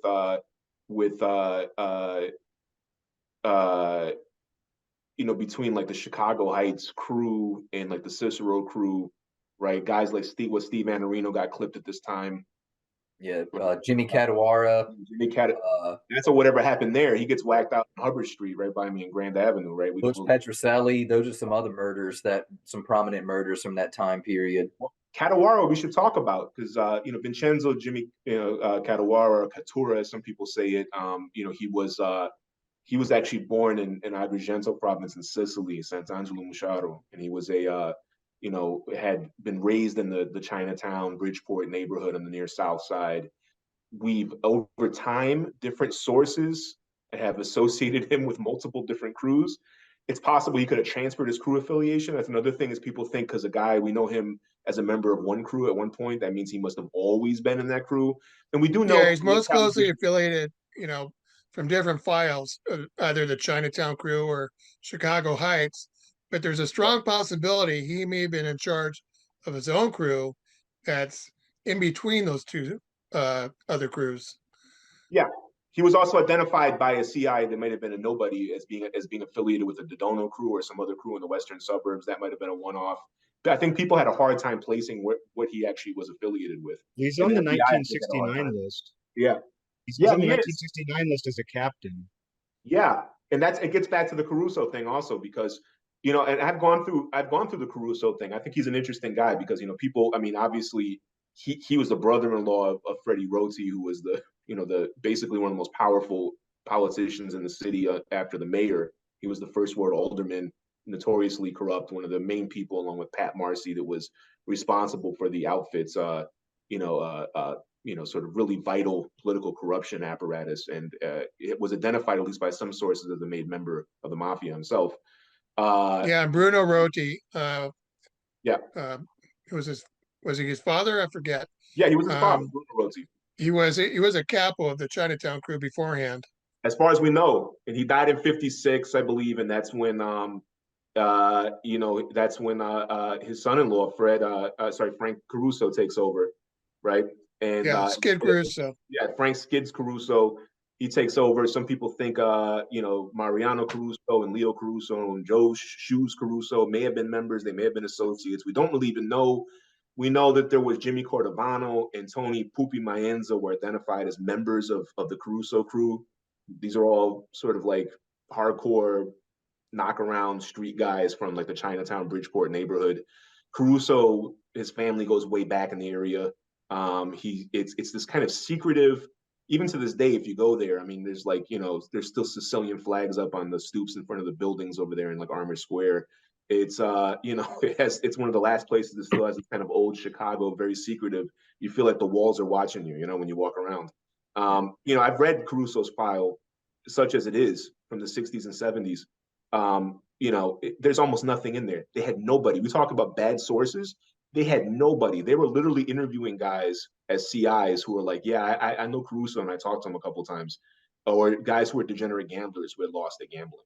They didn't even have an associate giving them information. They had nobody, and all the way up through the 1970s.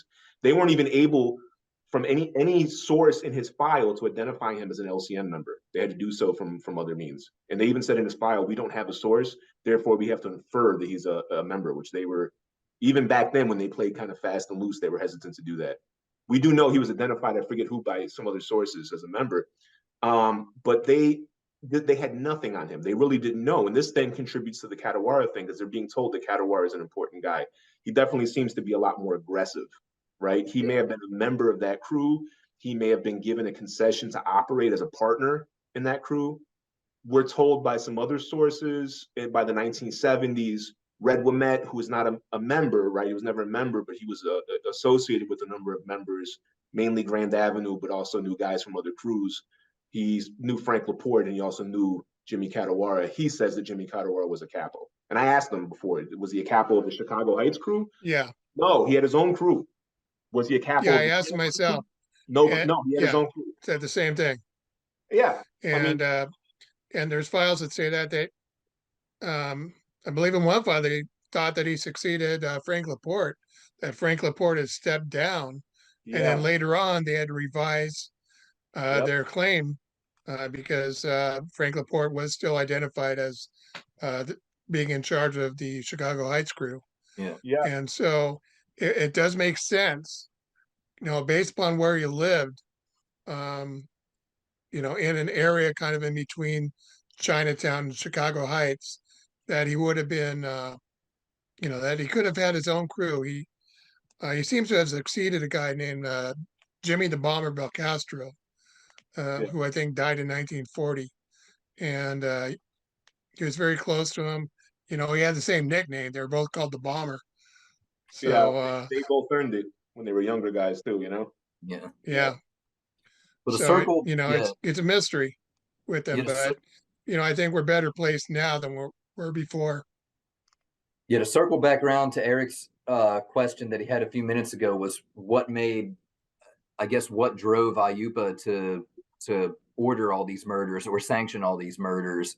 I think it was because at that time they had Chicago, the LCN family, Chicago, had such a stranglehold on, they had people in the courts, they had people in they had aldermen that they were connected to. They had policemen, law enforcement officers that they were connected to. There weren't that many sources. There wasn't a lot of good information on them. I think they did it because they knew they could get away with it, and they did for quite a long time. I mean, what's the old saying in Chicago was that a murder wasn't solved. A gangland Chicago murder wasn't solved until, I don't think it was Family Secrets, it was before that, but it may have been the Hal Smith murder, might have been, but I don't even know if that one was even considered solved because they weren't really convicted of murder in that case. So the police crew, at any rate, they went decades without a murder being solved that was connected to Chicago mob activities. So you could buy a murder case in the Cook County court system for $10,000 if you had the connections, if you had the bag, if you had the connections to the lawyers that knew the right lawyers and the judges. Yeah, absolutely. I had close relatives that worked in the Cook County court system in the 1980s, and I've heard a lot of stories. It was like a horse trading market. Yeah. And they were doing favors. I mean, you didn't even have to be in the mob or even Italian for them to do favors. I mean, the Ong Long guy was charged with murder, right? And they had fixed that case, right? They brought in hitters from New York's Chinatown to back up the guys. It's a Tong organization, which is connected to longtime connections to the Chinatown crew for obvious reasons. And they Bob Cooley, who was an outfit connected lawyer who wore a wire on Pat Marcy.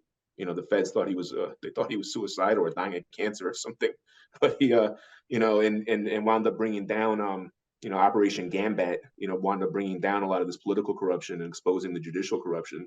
And this was a part of a series of cases in the late 80s and early 90s that sort of rocked Chicago. I remember reading the Sun Times when I was like 10 years old, and I was like, Jesus, like Pat Marcy, Fred Roti, these guys are in the mob, Like I knew that they were connected, sort of. I was a kid, but I was like, Jesus, like it goes all the way up to the top, like they were getting, But yeah, this was, I mean, if you had the right connections and money, even if you weren't a member, you could get, and this was a favor. I mean, like they charged street taxes from those Chinese guys, right? But they did provide them with protection in return. They gave them access to their contacts in the police department and in the court system. Yeah, I mean, Joe, some of those on guys worked with Chinatown crew on gambling, bookmaking, things like that. So that went way back. Bruno Roti's headquarters, I believe, was right there on Cermak Road, right next to the original on Leon, like next door to it, pretty much. This goes back to probably the 30s and 40s. It's a long history of that. It's interesting, right? That's their ability to commit murder. I mean, we haven't really talked about the Wild Bunch per se, which, as far as we know, was not an LCN Decina, like a formal crew of made members under a captain.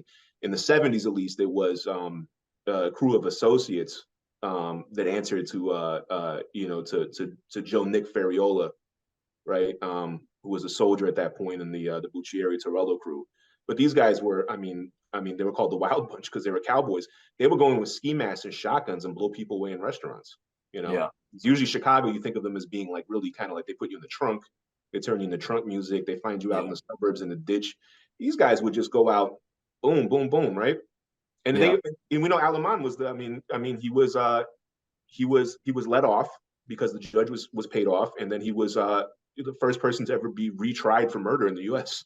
Yeah, and it wasn't was maybe we could add the revelations of Nick Calabrese because a lot of the murders that he admitted to took place during Aiuppa's rule. Including going out to Las Vegas to try to hit Tony Spilotro. And even the Spilotro murder, even though I believe Aiuppa he may have been, I don't think he was actually in prison until 87 though, but he definitely signed off on that, on the brothers to be murdered, the Spilotro brothers. So that's really probably the most high profile murder that occurred under his watch. It'd be the Spilotro murders. But I mean, then people talk about Sam Giancana, all those other murders that were under his watch also. Sam Giancana, Roselli, Nicoletti. Yeah, but I think it's easy to see him as sort of a bloodthirsty. Maybe Chuck English too. Yeah. I mean, yeah, it was 85.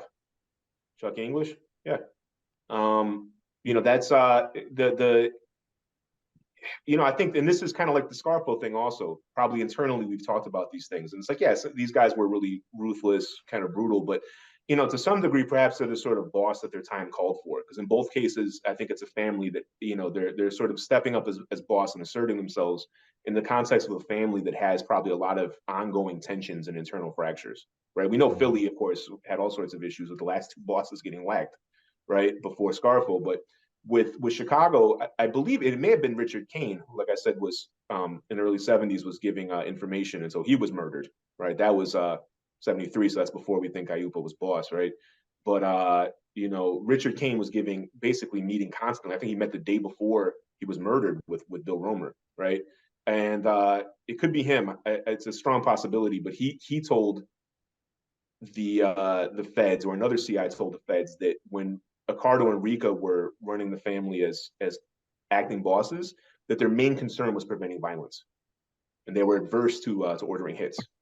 And that's probably, I think, if they were acting bosses, as we know they were, they may have just seen themselves as sort of stewards, getting the family to a point where they could, they might not have wanted to issue hits, they might not have wanted to add fuel to the fire or bring further heat to themselves, given how notorious public figures they were, right?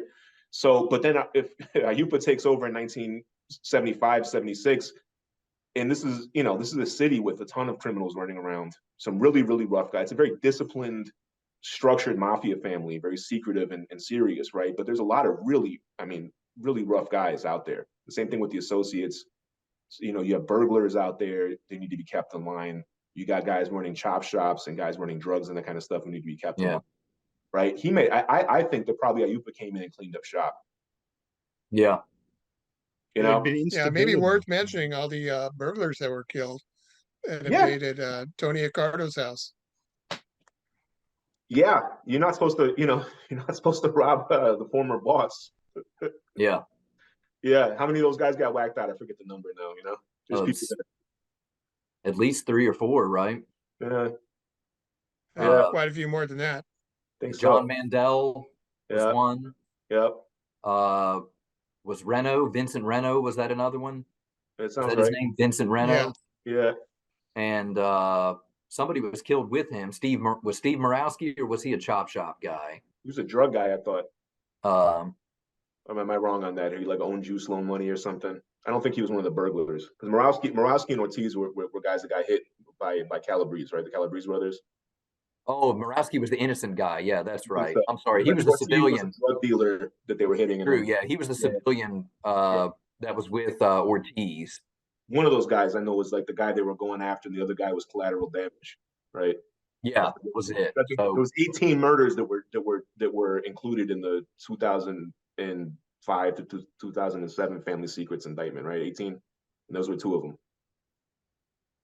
I mean, Nick Calabrese participated in a bunch of these.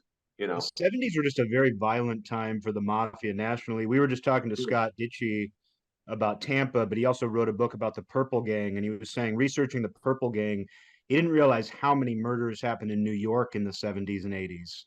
Just the absolute bloodbath that it was. And when you mentioned discipline, the word discipline, and when I was digging into Chicago deeper, because there's this perception that because we don't hear a lot of this mafia stuff about Chicago, a lot of the stuff that we hear about other families, that, they must not have cared about that.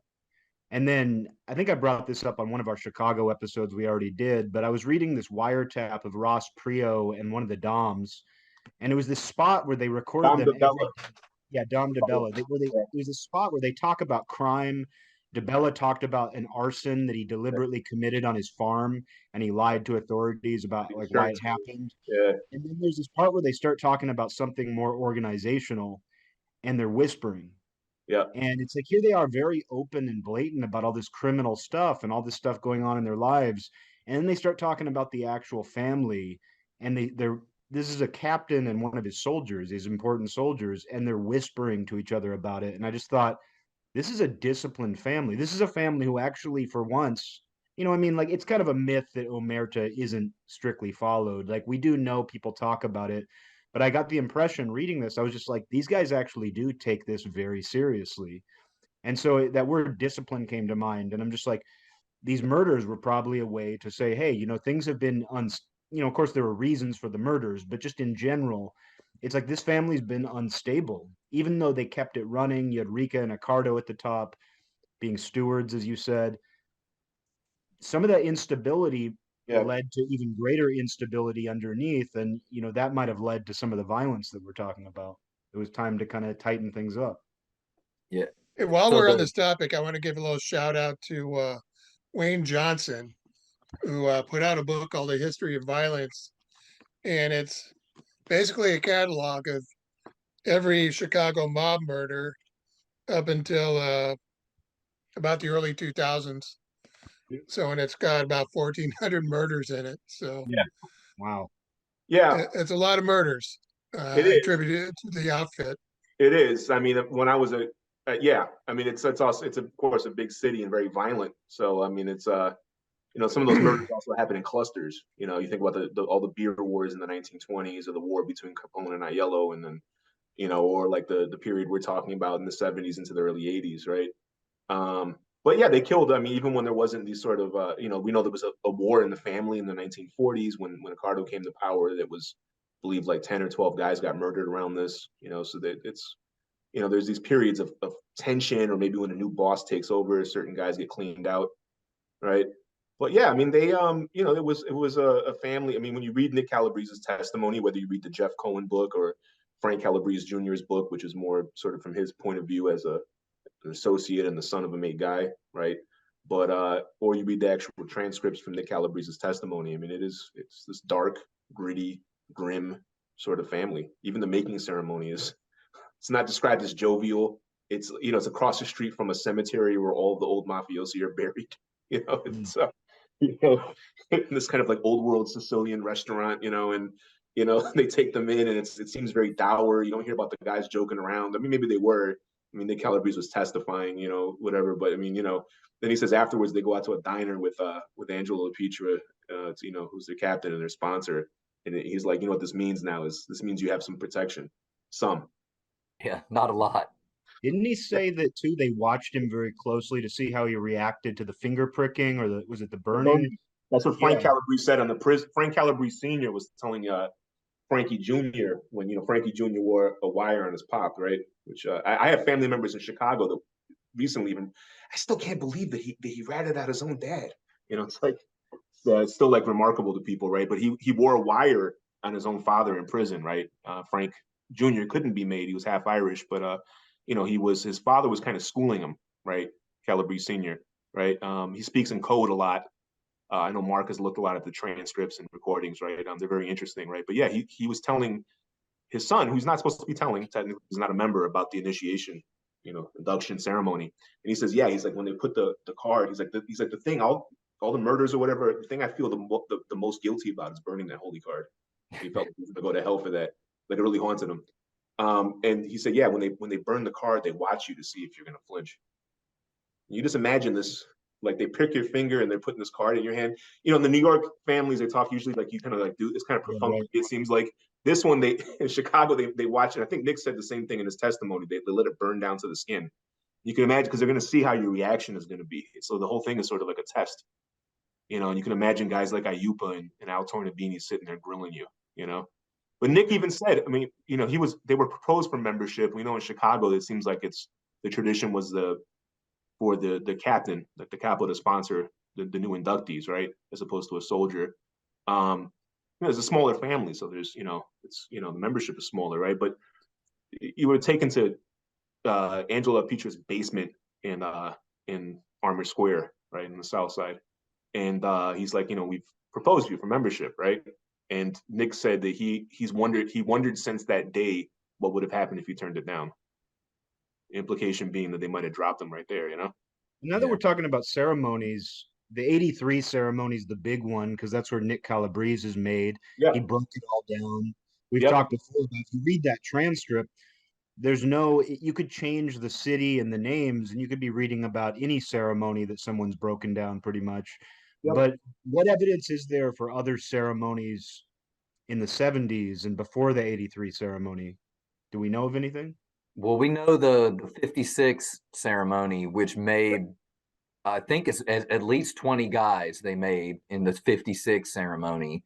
And that was described, they didn't, well, it was actually, it was Teddy DeRosie that described it. Is that correct? And he was a Jewish associate, but was very closely associated with, who took an Italian name, by the way.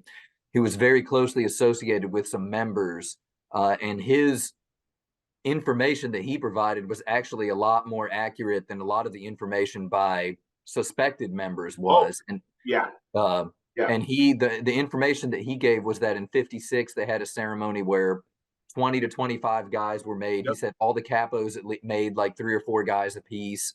And we know that Joe Fariola was one of the guys, Tony Pine, El Dorado, Vincent Insero, Phil Aldericio was another guy. I think Anthony Mayenza was one guy.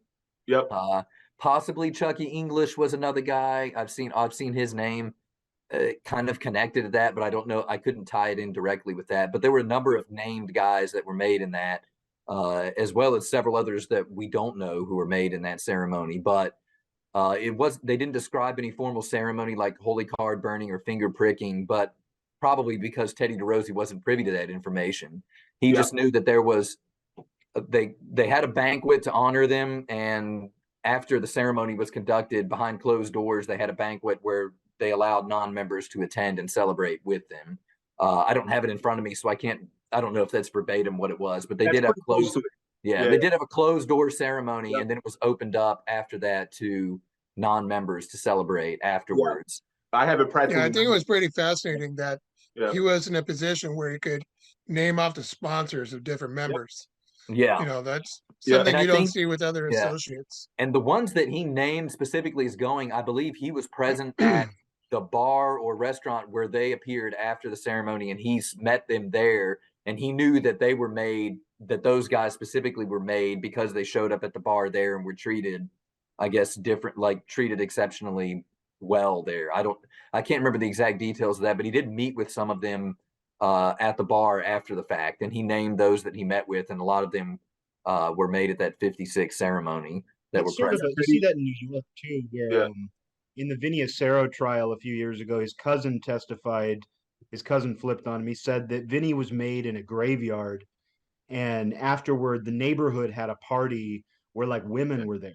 People from the neighborhood were there to celebrate the fact that this guy got made. So it was like a little different because Chicago, it was like highly placed associates attended, but still the idea of the ceremony is for the members, but there's a lot of other people that are going to know what happened and who are going to be involved and who need to know.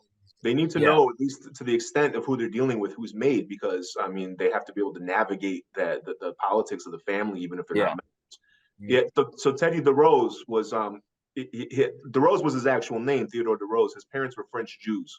And really?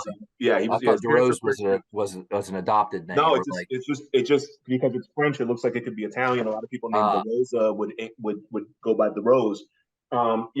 He had passed in Chicago as Italian for decades. He moved in the 1920s. He said that he knew former boss Tony Lombardo, that he was a person that was familiar with the Capone era. He was pinched for moving a lot of heroin in the early 1960s with some Italian guys and some other people, some Jewish guys with connections to New York, I think the Genovese family. And he was an associate that he told the FBI he was very concerned that people in Chicago not find out that he's actually not Italian, because everybody thought he was Italian, because his stature would decrease. So even as an associate, his career sort of depended on people thinking he was Italian. So even if he wasn't made, you can imagine that some of these guys would say, hey, this guy's Paisan, he's one of our blood. Maybe we'll fill him in a couple more things than we would tell other people.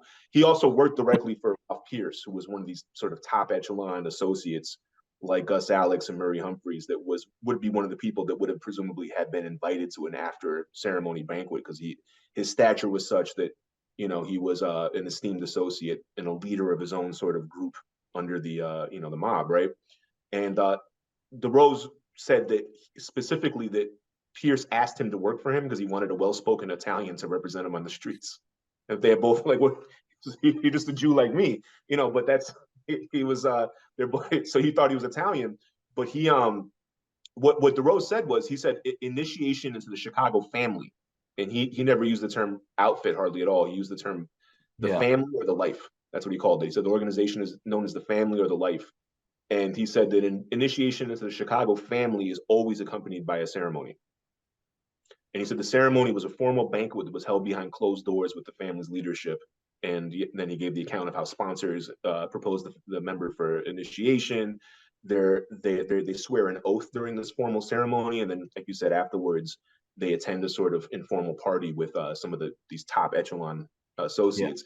Yeah, so something formal is going on. We don't know if that is inclusive of all the activities, because, like you said, he wouldn't have been privy to every detail of a private ceremony necessarily. Yeah, but we know it was something, a formal ceremonial event occurred, right? Yeah, and he goes into some detail about some of the rules and things like that. He mentions Fariola as originally being associated with Dodano and that crew, but there was a raid on a gambling den or a card game or something that Dodano blamed Fariola for. So Fariola was transferred to Buccieri's crew, and Buccieri sponsored him, Fariola and Tony Pine, for membership. And I think the example that DeRosie gave was that he said if there was a dispute between Fariola and Frank Buccieri, who is Fifi's brother, and he also mentioned that Frank was unmade at the time. He specifically said that Frank Buccieri was not a member at the time. Yeah, that Fariola, other sources, that Fariola would, that Fifi would have to side with Fariola against his brother if there was like an issue raised. So you have to go against your family. I mean, it's just like like the other East Coast families. I mean, this takes priority over your blood family. This is your family now.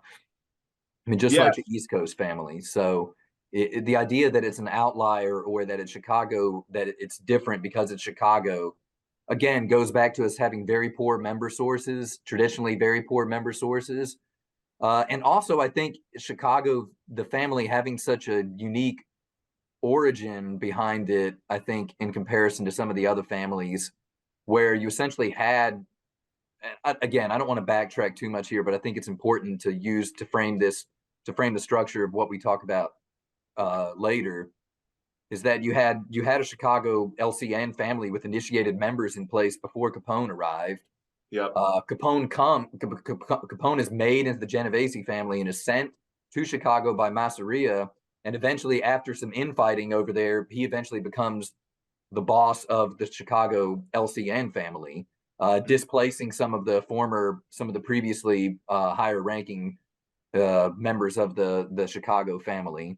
And I think a lot of people just saw it as, Capone didn't care about being made, and they just sent him over there to take over, and he just took over, and it wasn't making guys wasn't something that he was really concerned with. But one of the good member sources that we do have in the beginning was Nick Gentile. Is that am I pronouncing it right? I mean, he was really the one that said that Capone was sent to Chicago to run a crew for Joe Masseria, a satellite crew in Chicago for Joe Masseria, and was allowed to initiate 10 members, I believe, into his crew. And then eventually it got to the point where he was appointed as boss of the Chicago family. So I think because of the unique way that came about, I think it probably threw a lot of people off about Chicago being a real family, or being a real LCN family. And I think also having a low member sources and low quality member sources probably contributed to that. So we do have other sources that backs that up, though. August Maniaci of Milwaukee is one.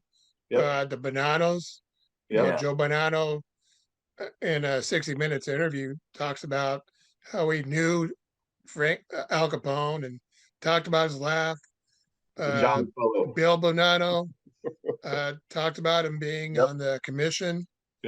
And you obviously couldn't have been in the commission if you weren't made. Oh, absolutely. And there are still people that to this day that persist in the myth that Al Capone was not a made member of the mob, which, based on what we know now, it's, that's why we kind of make these videos, to try and educate and promote this information, so that some of these myths can kind of be put to rest and put to bed, because there's plenty of information out there that's pretty definitive that Capone was not only a made member, but he was the boss of a family and sitting on the commission, which, like Rick said, there's no way they would let somebody who was not a member sit on the commission. There's no way. We know this as we talk about all the gaps in our knowledge with Chicago, both for leader, even up until very recent time periods, all the way back. And of course, it gets even more sparse when we're getting before the 1960s. One of the things that we know as well as we know anything about this subject of the mafia, not just Chicago, is that Capone was a member. We know that he was a member more than we know probably hundreds of other guys that people have no problem with. Yeah. And not just a member, but what Mark said, and then Rick added the name Algie Maniaci from Milwaukee. It's like Nick Gentile said that Capone was a Masseria associate who went to Chicago. Masseria eventually makes him, gives him authority to induct 10 men into what we would now call a Genovese Decina. And then Maniaci tells the FBI the same thing. He's a made member in Milwaukee. His father's a made member. His uncle's a made member. Maniaci's from this. Milwaukee's very close to Chicago. He's friends. Some of the guys he's around in Milwaukee were originally Chicago members. He tells the FBI, oh, yeah, Capone was involved with Masseria, and he inducted him and made him a capo di Cina. So it's like we know not just that Capone was made into that family. We have two sources who say he was made a captain shortly after he was inducted. So it's just, to us, it's a fact. I mean, this isn't a theory. Yeah. This is high quality. And these are sources independent of each other. Yep. They didn't borrow from one another. Yeah. We went into this, I think, earlier in an episode, right? And then Joe Bonanno talks about, unequivocally that Gentile provides a different sort of perspective from the same time period, but Bonanno, says essentially that that Maranzano, after Masseria is killed, Maranzano makes a sort of backdoor phone call to Capone, the same way that he was doing with Luciano, to sort of bring about an end to the Castellamarese War, and that the agreement was that he would recognize Capone as the boss of the Chicago family if Capone in turn publicly recognized him as the capo dei capi, right? Yeah. And then the meeting is held in Chicago at the Congress Hotel. Yeah. This is where this is the events of what forms the modern commission eventually after this is the chain of events, Yeah. The other side of this is that, the idea for many years, we had these reports where Chicago sources who may not have been really in a position to know said, oh yeah, there's no ceremony. I don't know about a ceremony. Guys just get told they're made. We do have a source who we think is Lenny Gianola, who cooperated. We think it is. We're not positive it is, but we think it might be Gianola, who was a made member in Chicago. He came from Sicilian heritage. The source says he came from Sicilian heritage and that his older relatives came from Sicily and were made here. And he says that you were just told you were made, basically. We don't know. Maybe guys may have left some things out. So, but I want to point out that even if Chicago did, expedite the ceremony or do sort of a less formal version of it, we also now know that families across the country did that. Families that we think of as the most traditional Cosa Nostra families. The Bonanos did it for decades. The DeCavalcantes did it for decades. There's a Buffalo member source who says, oh, they don't do the ceremony anymore. That's a thing of the past. Algie Maniaci of Milwaukee said he was made in an informal ceremony and that they used to do a more formal, what we now think of as the blood and fire. So we have families, including Milwaukee, which it neighbors Chicago, all across the country saying, oh yeah, sometimes basically they don't do it that way. Yeah. And Milwaukee was entirely Sicilian. So people say, well, Capone and Rica, they're Napolitan. They didn't really understand the tradition. They changed it. They didn't care about that mafia shit from Sicily. Pardon my French, but you can't say that with Milwaukee. Up until the 1960s, we don't even know that they had a single member that was of non-Sicilian origin, right? And sometimes it was the non-Sicilians who enforced the mafia rules in an even stricter fashion than the Sicilians. We have an example of John Gotti making the DeCavalcante family in New Jersey redo their ceremony. A latter-day Capone figure. I mean, he's like Capone 2.0. He's the same kind of public figure, right? And you would think this is a guy who doesn't care about any of this stuff. Napolitan American street guy, right? Yeah. Come that way. He doesn't have relatives in the mob. He doesn't come up through a mafia heritage. His family doesn't go back to Sicily, right? He's a racket, kind of street guy, right? Yeah, and he takes the heavily Sicilian-based and closely connected to Ribera Agrigento DeCavalcante family and forces them to redo their inductions because they didn't do the ceremony. And I also think another drawback to it, to kind of circle back around to the origins of the family or the beginnings of the family and how Capone is involved, is you also had so much, because Capone was such a larger than life figure, before we even knew some of this stuff, or before it was really public knowledge about him being made, there was already tons of literature out there about Capone, and that didn't really focus or didn't really use as a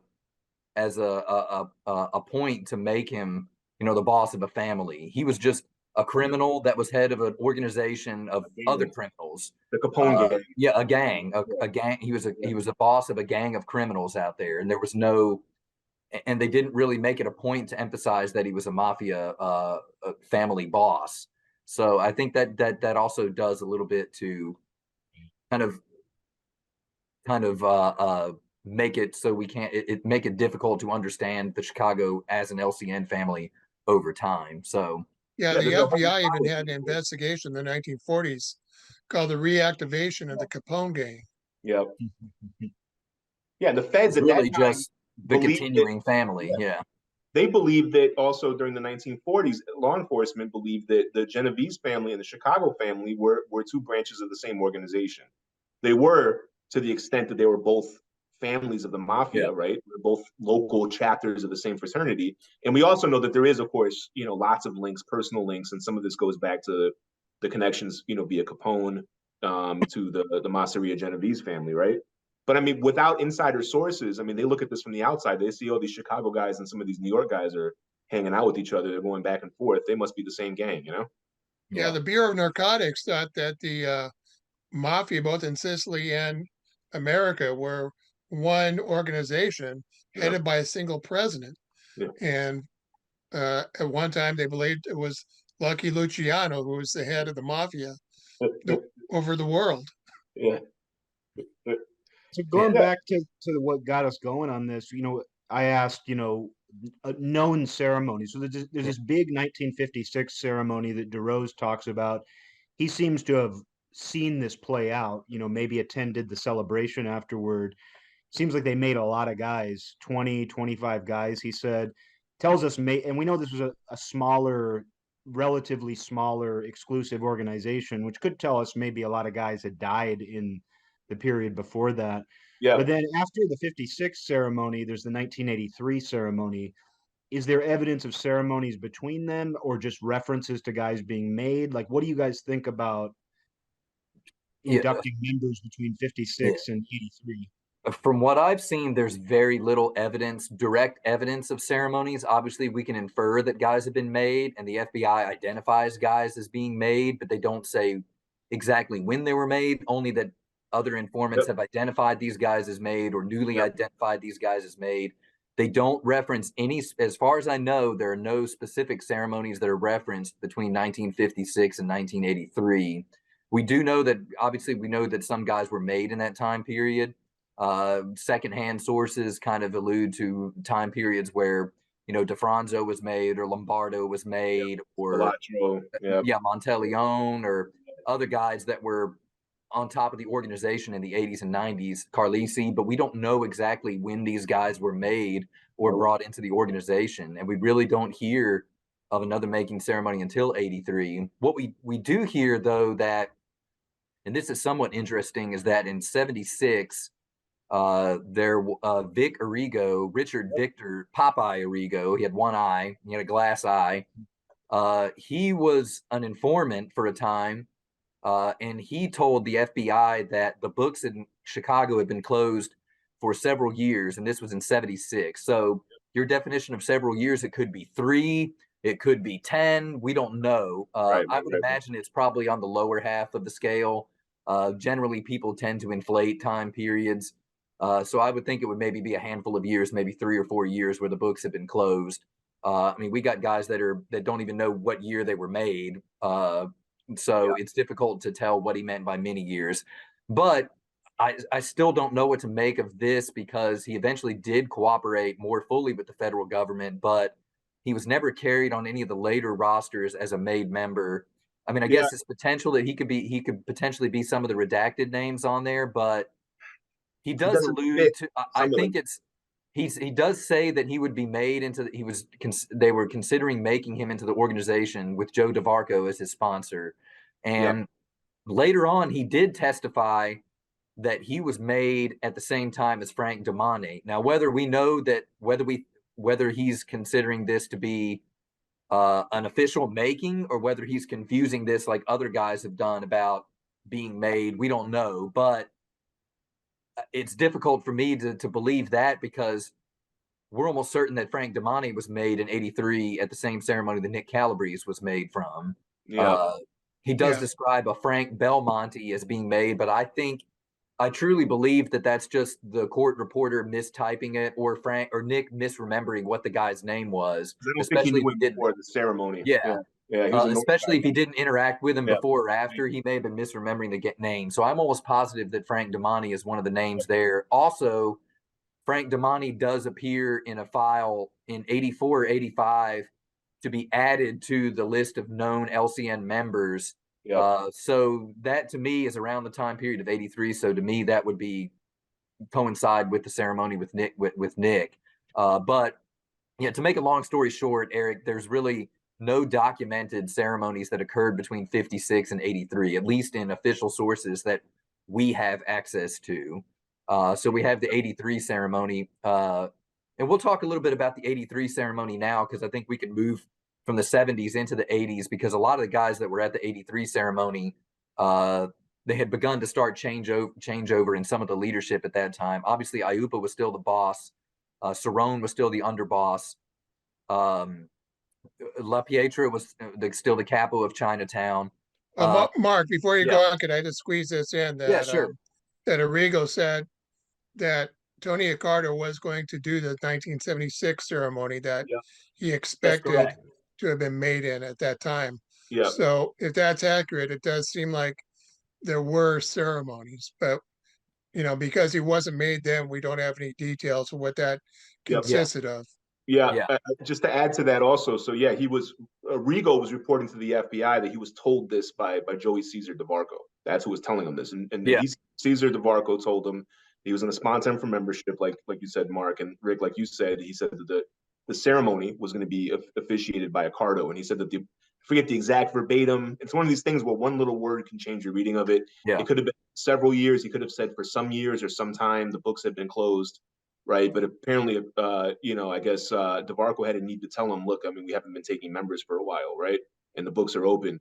Interesting thing about '76, Joe Fosco has said before that Eligio Magnifici, right? We brought up earlier Mike Magnifici's father, Lee Magnifici. He said that Lee was made like a year or two after Giancana was killed. So that should be around '76 also. So it's possible they hadn't taken members at least for a few years before that. And here's another thing interesting, real quick. '56, we know there's this big ceremony in '56. '56 is the year that we know that Accardo steps down as boss after having been boss for about 10 years. Because Bill Bonanno was present at the commission ceremony where Giancana introduced himself as the new boss to Chicago. That was in 1956. People have said '56 and '57. Bill Bonanno's very, clear about this. He says he was there. And we know that the commission meetings went by 5-year cycles from 1931 to 1956. He says was the year that Tony Accardo was informed to have stepped down as boss and that Giancana took over. And then they induct like 20 guys. It's because to me, I don't think that's probably a coincidence. Well, the other interesting thing is '57 is when the books close in New York, and some of the other East Coast families were apparently expected to keep their books closed. There was an issue where Philly made some members in the early '60s, and the commission contacted Angelo Bruno and was like, you weren't supposed to make guys, it's closed, but you're a new boss, so we'll let it go. And then '76 is when the books open. January '76, the books open in New York. We do know that families around the country were making people between '57 and '76, but it's still interesting that those are these dates that are coming up, and there's a reference to the books being closed. It is interesting. May not have been as strict as New York, but there was at least nationally, it was discouraged to be making new members. So maybe Chicago was kind of following a similar idea. Yeah. And we also know that there's like a 10-year period where there isn't an official boss really in place, right? So was Chicago inducting guys when Accardo and Rico were acting? right? We have people saying they didn't even want to order hits during that time period. Yeah. So I don't know. And then 75, 76 is, again, we hammer this home. That's when Aiuppa is becoming boss. So even if Accardo was maybe officiating the ceremony, as probably like the consigliere or the chairman of the concilio, maybe, right? I think with that said, I think you also need to consider some of the guys that came into leadership in the early 70s that probably weren't made in 56. So you would have to infer that they were made at some period between that time and 56. So like Lombardo, he would have been like in his mid it's Lombardo, possible, but you know, Turk Torello, John DeFranzo, Carlisi, all these guys, Monte Leone, they would have had to have been made between 56 and I would imagine 76. But that also for most of them, at least at the latest. Yeah, for Lombardo anyway. Torello too. But that also leads me to two names too that it's difficult to place when they became not only when they were made, but also when they became capos. Is when John DeFranzo became capo of the Elmwood Park crew, officially became capo, and Sam Carlisi became capo of Melrose Park crew. Which again, we're using geographical terminology just to kind of differentiate them from other crews, but we know that DeFranzo was handling the Elmwood Park area for after Joe Gagliano died and while Jack Cerrone was in prison. So we do know that he was at least managing that area or that crew on some type of temporary basis or interim basis at that time period. Now, I don't know when he became officially became capo. Obviously, we know by 83 because he was present at the ceremony. They didn't induct anyone. Nick Calabrese says he was a capo of the Elmwood Park crew. He was a capo then. Joe Gagliano dies, 71, I believe. 73, like we said earlier, Cerrone gets out of prison, but he seems to be probably hesitant to bring a lot of heat on himself. I think we can infer that DeFranzo was almost certainly at least the acting captain during this period, but when he became official, I don't know. Maybe Bosco has said something about this, but I don't think we don't have a member source. Right? I mean, also he wasn't, and I don't know whether Carlisi and DeFranzo's absence from the Last Supper photo is simply because they weren't capos, or because maybe Cerrone and Aiuppa were already there and they would represent those crews in place of those two. There's any number of different things that we could imagine why they aren't there, but I would think by at least the late 70s that they were both officially capos. Maybe Carlisi a little later. It's just, but in the indictment when Carlisi was indicted, along with Marcello and that whole crew in the early 90s, 92, I believe, the enterprise was dated back to 1979. So we know Carlisi was at least the head of the enterprise back to 1979. Because it also says that he ran the enterprise since 1979. Now, whether this was, again, him just running his own crew of guys, like similar to how Frank Calabrese Sr. did for a time, or him being official captain of the crew, I'm not exactly sure. But I think 79 is a realistic date for when he became capo of that crew. There's Bucky Ortenzi in this also. And some That's true. Yeah, I was going to mention him. I've seen FBI reports that suggest that Bucky Ortenzi was at least a messenger, but also seemed to be running the crew at that time. Maybe, going back to the early 80s, I believe. Yeah, at some point though, I would imagine that Carlisi either replaced Ortenzi or Ortenzi stepped down if Ortenzi was capo, because obviously by 83, Carlisi was also at that making ceremony. So also there's evidence, I think Calabrese even describes Carlisi as a capo as early as 81 when he described the Nick D'Andrea murder, if I'm not mistaken. I could be wrong, but he may have described Carlisi as a capo at that time as well. Right about that. Yeah. So it may have been 81 is maybe the earliest date that we can positively place Carlisi being identified as a capo. Now, there may be files out there that we don't know about or haven't seen that may place it earlier, but because I think that's when he was told that you see that old guy. Remember that old guy over there when he met Frank Cease, that was the father of Tony Zizzo. He was told that Frank Cease was an old member and was the father of Tony Zizzo. Yeah. That was the Nick D'Andrea murder in 19, like you said, right? Yeah, and another guy that we should probably draw attention to at this time is Joe Fariola. So we know that Turk was captain of that crew. He inherited Buccieri's crew. He was captain of that crew until his death in '79 of cancer. And then it can be assumed that Fariola took over as capo, but we do have this interesting little tidbit in Nick Calabrese's testimony where he describes Fariola as specifically not as a capo, but as a soldier reporting directly or a member, I think in Nick's words, reporting directly to the administration or directly to the bosses. So I know Rick and Tony and I have thrown out many different scenarios about what Nick meant by that. Was he mistaken? Could he have misinterpreted something? But it is kind of an interesting wrinkle to consider.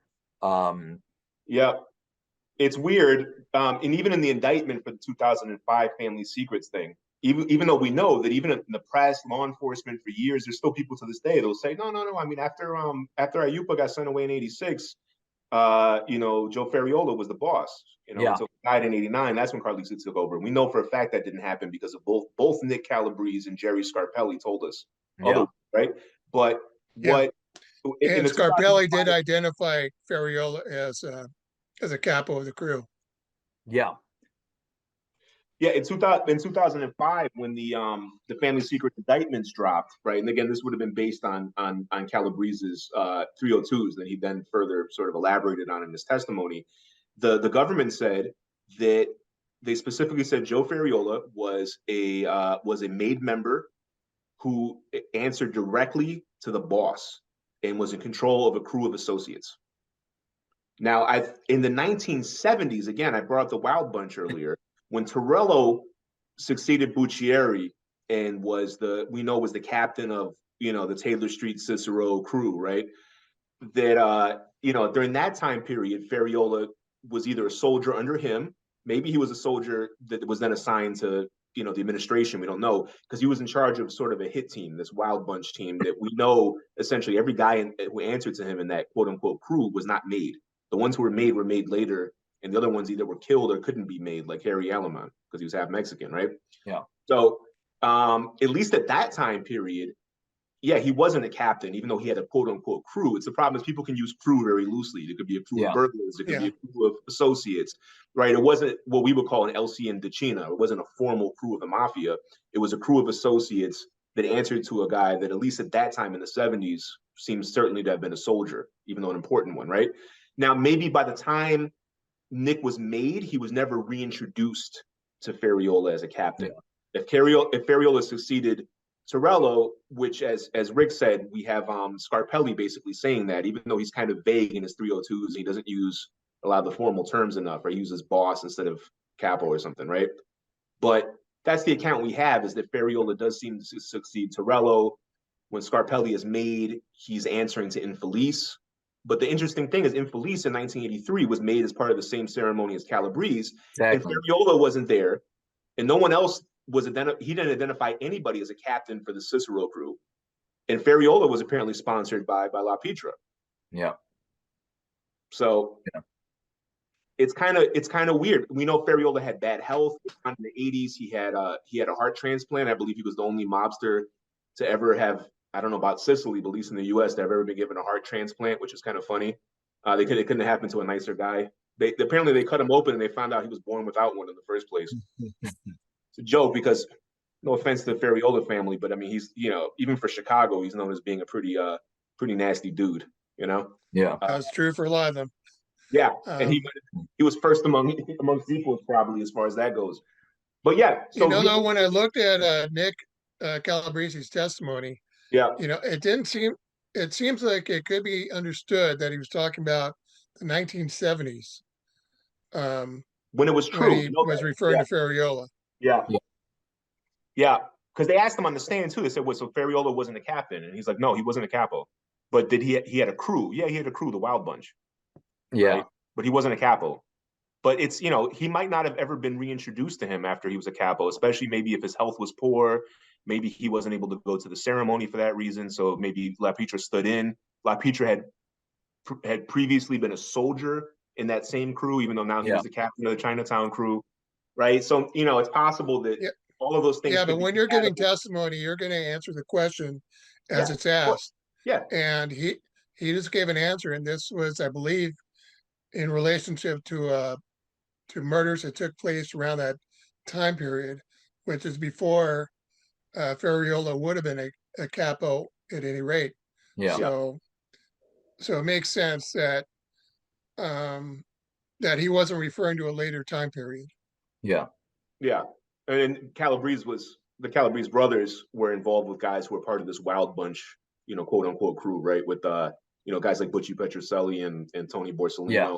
I mean, of course, everyone knows if you know about this genre, you know about the picture of Butch Petrocelli with his face burnt by the acetylene torch, whatever. They try to set the car on fire, and it didn't. They left the windows closed, so there wasn't any oxygen in the car. Yeah. Didn't go. Yeah. I mean, so Nick Calabrese knew these guys, but when he knew them, it's pretty clear, at least when he was working with them on these hits, he wasn't a made member yet, and they were associates answering to a soldier, at least for most of that period. Yeah. So that's a way of kind of putting, even though the evidence seems to be conflicting, it's a way of kind of putting it together. Yeah. He might just never have been introduced to him as a captain, and he might. We also know, like he even said about the 1988 ceremony, Nick Calabrese. There was a ceremony done in 1988. Jimmy LaPietra, who was the acting captain for his brother Angelo, when Angelo was sent away in the same strawman case as Aiuppa and Cerrone, right?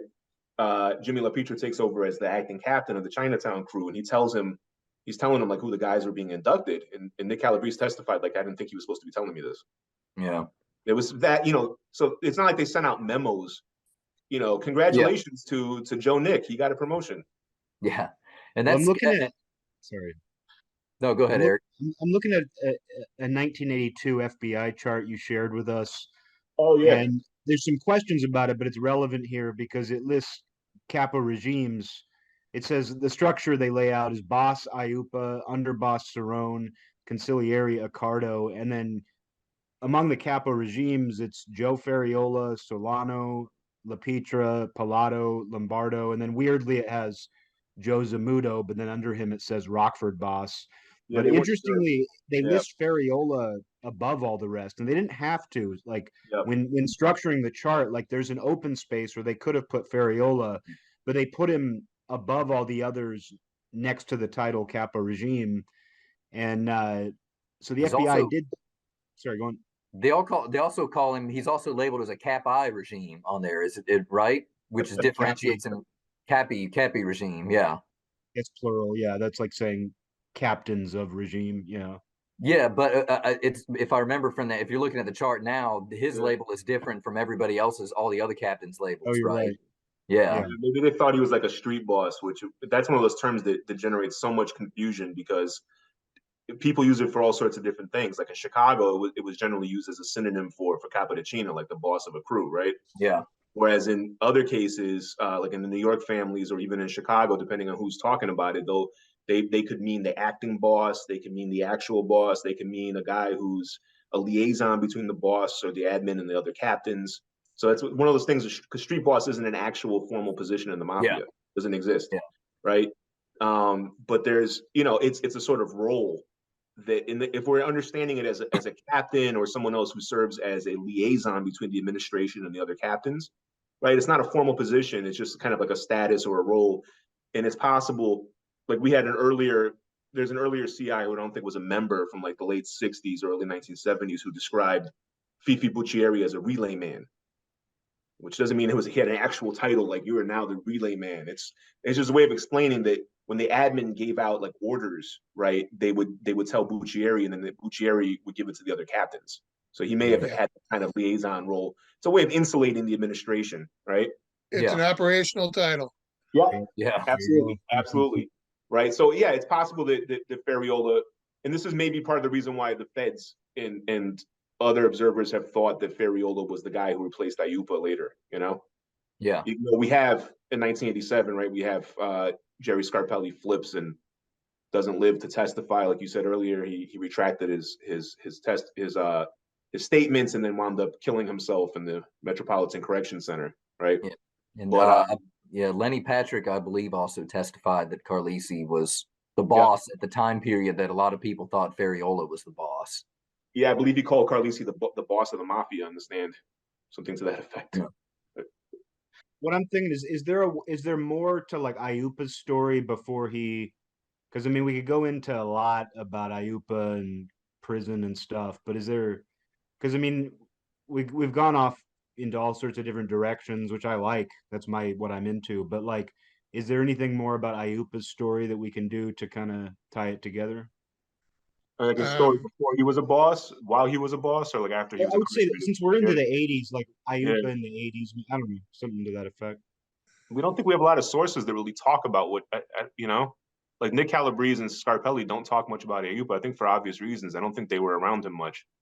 And Yeah, I think Nick Calabrese said that the last order he gave was yeah, to get rid of the Spilotro brothers. Yeah. yeah, And that's right. Frank also said the same thing, was Yeah. get rid of them. I don't care how you get rid of them, get rid of them.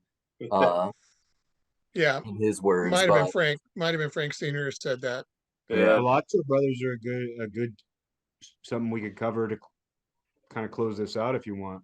I mean, yeah, just I can cover just real quick the making ceremony, who was made there, and what the leadership was at Yep. the time, and that can transition pretty smoothly into the Spilotro murder, since there's only a couple years that separates it. So we had Aiuppa had presided over the ceremony. Accardo was not present, but it was still understood that he was in some type of conciliary type position with the organization. Cerrone was also not there. He was the underboss at the time. Now, they were, at this time too, Aiuppa and Cerrone were under indictment, as well as La Pietra, for the casino skimming case. They were either, well, they were either soon to be indicted or they had just been indicted. Either way, it was very close. They were very close to being indicted. If they hadn't been. Yeah. Yeah. Yeah. And they may have been indicted in September, if I remember correctly. But anyway, it was right around that same time. So I don't know. He may have had other concerns other than the making ceremony at the time, which may explain why he wasn't there. We also had Al Tornabene, who assisted Aiuppa with presiding over the ceremony, according to Nick Calabrese's testimony. The capos who were present at the ceremony, we have Sam Carlisi. He sponsored James Marcello and Anthony Zizzo into the organization. John DeFranzo was another capo present. He did not sponsor anyone. He was present, but he did not sponsor anyone into the at that time. Joe Lombardo was also a capo, but he was imprisoned and at the time for attempting to bribe the senator in Nevada. Mm-hmm. And Louis Ebele was acting capo at the time, but he was not present either. And Louis Ebele was described by a few different sources as succeeding Lombardo as at least acting capo of that crew. That's what Scarpelli said. And then yeah. Nick Calabrese said that he surmised he was a captain, but wasn't sure because he answered to nobody but Aiuppa. Yeah. Yeah. And I think Rick disagrees on this, but I think Ebele was also, I think Rick disagrees on this, but Ebele, I think, was also considered to be under Aiuppa prior to that. But Rick may thinks that he may have been in the Battaglia crew. But at any rate, by '87, by the time Nick testified, he could, he understood that Ebele was a capo at some point, or interpreted that he may have been a capo at some point. You had Vincent Solano, who succeeded Dominic DeBella in '76. Vincent Solano succeeded him as the North Side capo. He inducted John Matassa Jr. and Frank Damani. Also at the time, Al Pilato was capo of the Chicago Heights, but he was imprisoned at the time. Mm-hmm. And we aren't sure who was acting capo at the time, but we can assume that it was Dominic Palermo, since Dominic Palermo was at the ceremony, and Dominic Palermo sponsored Albert Taco. A lot of people think that Albert Taco succeeded Pilato, but he wasn't a direct successor to Pilato simply because it wasn't made at the time Pilato went away. Now, I guess they could have had a vacancy at that crew at that time period, but I don't think it would be out of unreasonable to think that Palermo was the acting capo, considering his presence at the ceremony and his sponsoring of Taco. And he also sponsored Nick Casino, which besides Matassa is now the only living person who was made at that ceremony. And finally, we have Angelo La Pietra, who sponsored Nick and Frank Calabrese, and he also sponsored Rocky and Felice. Joe Fariola, again, Joe Fariola wasn't present at the ceremony.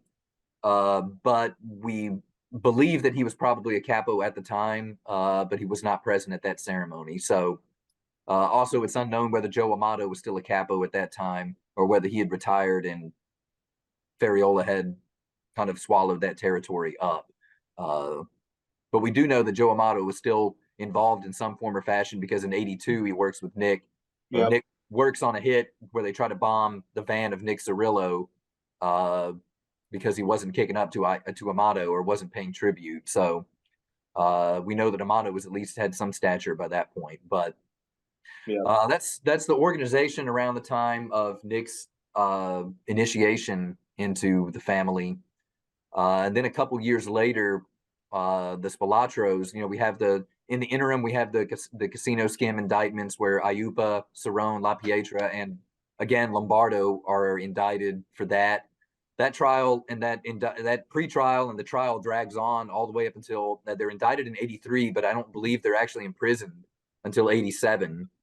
I think they were even convicted, and they were still free on bond until they were sentenced. They were, I think, convicted in '86. And they still a few months, until '87 when they were finally imprisoned. And then at that time, they were imprisoned to 28 and a half years or 30 years, somewhere around that area. But at the time, you could still be paroled from the federal system.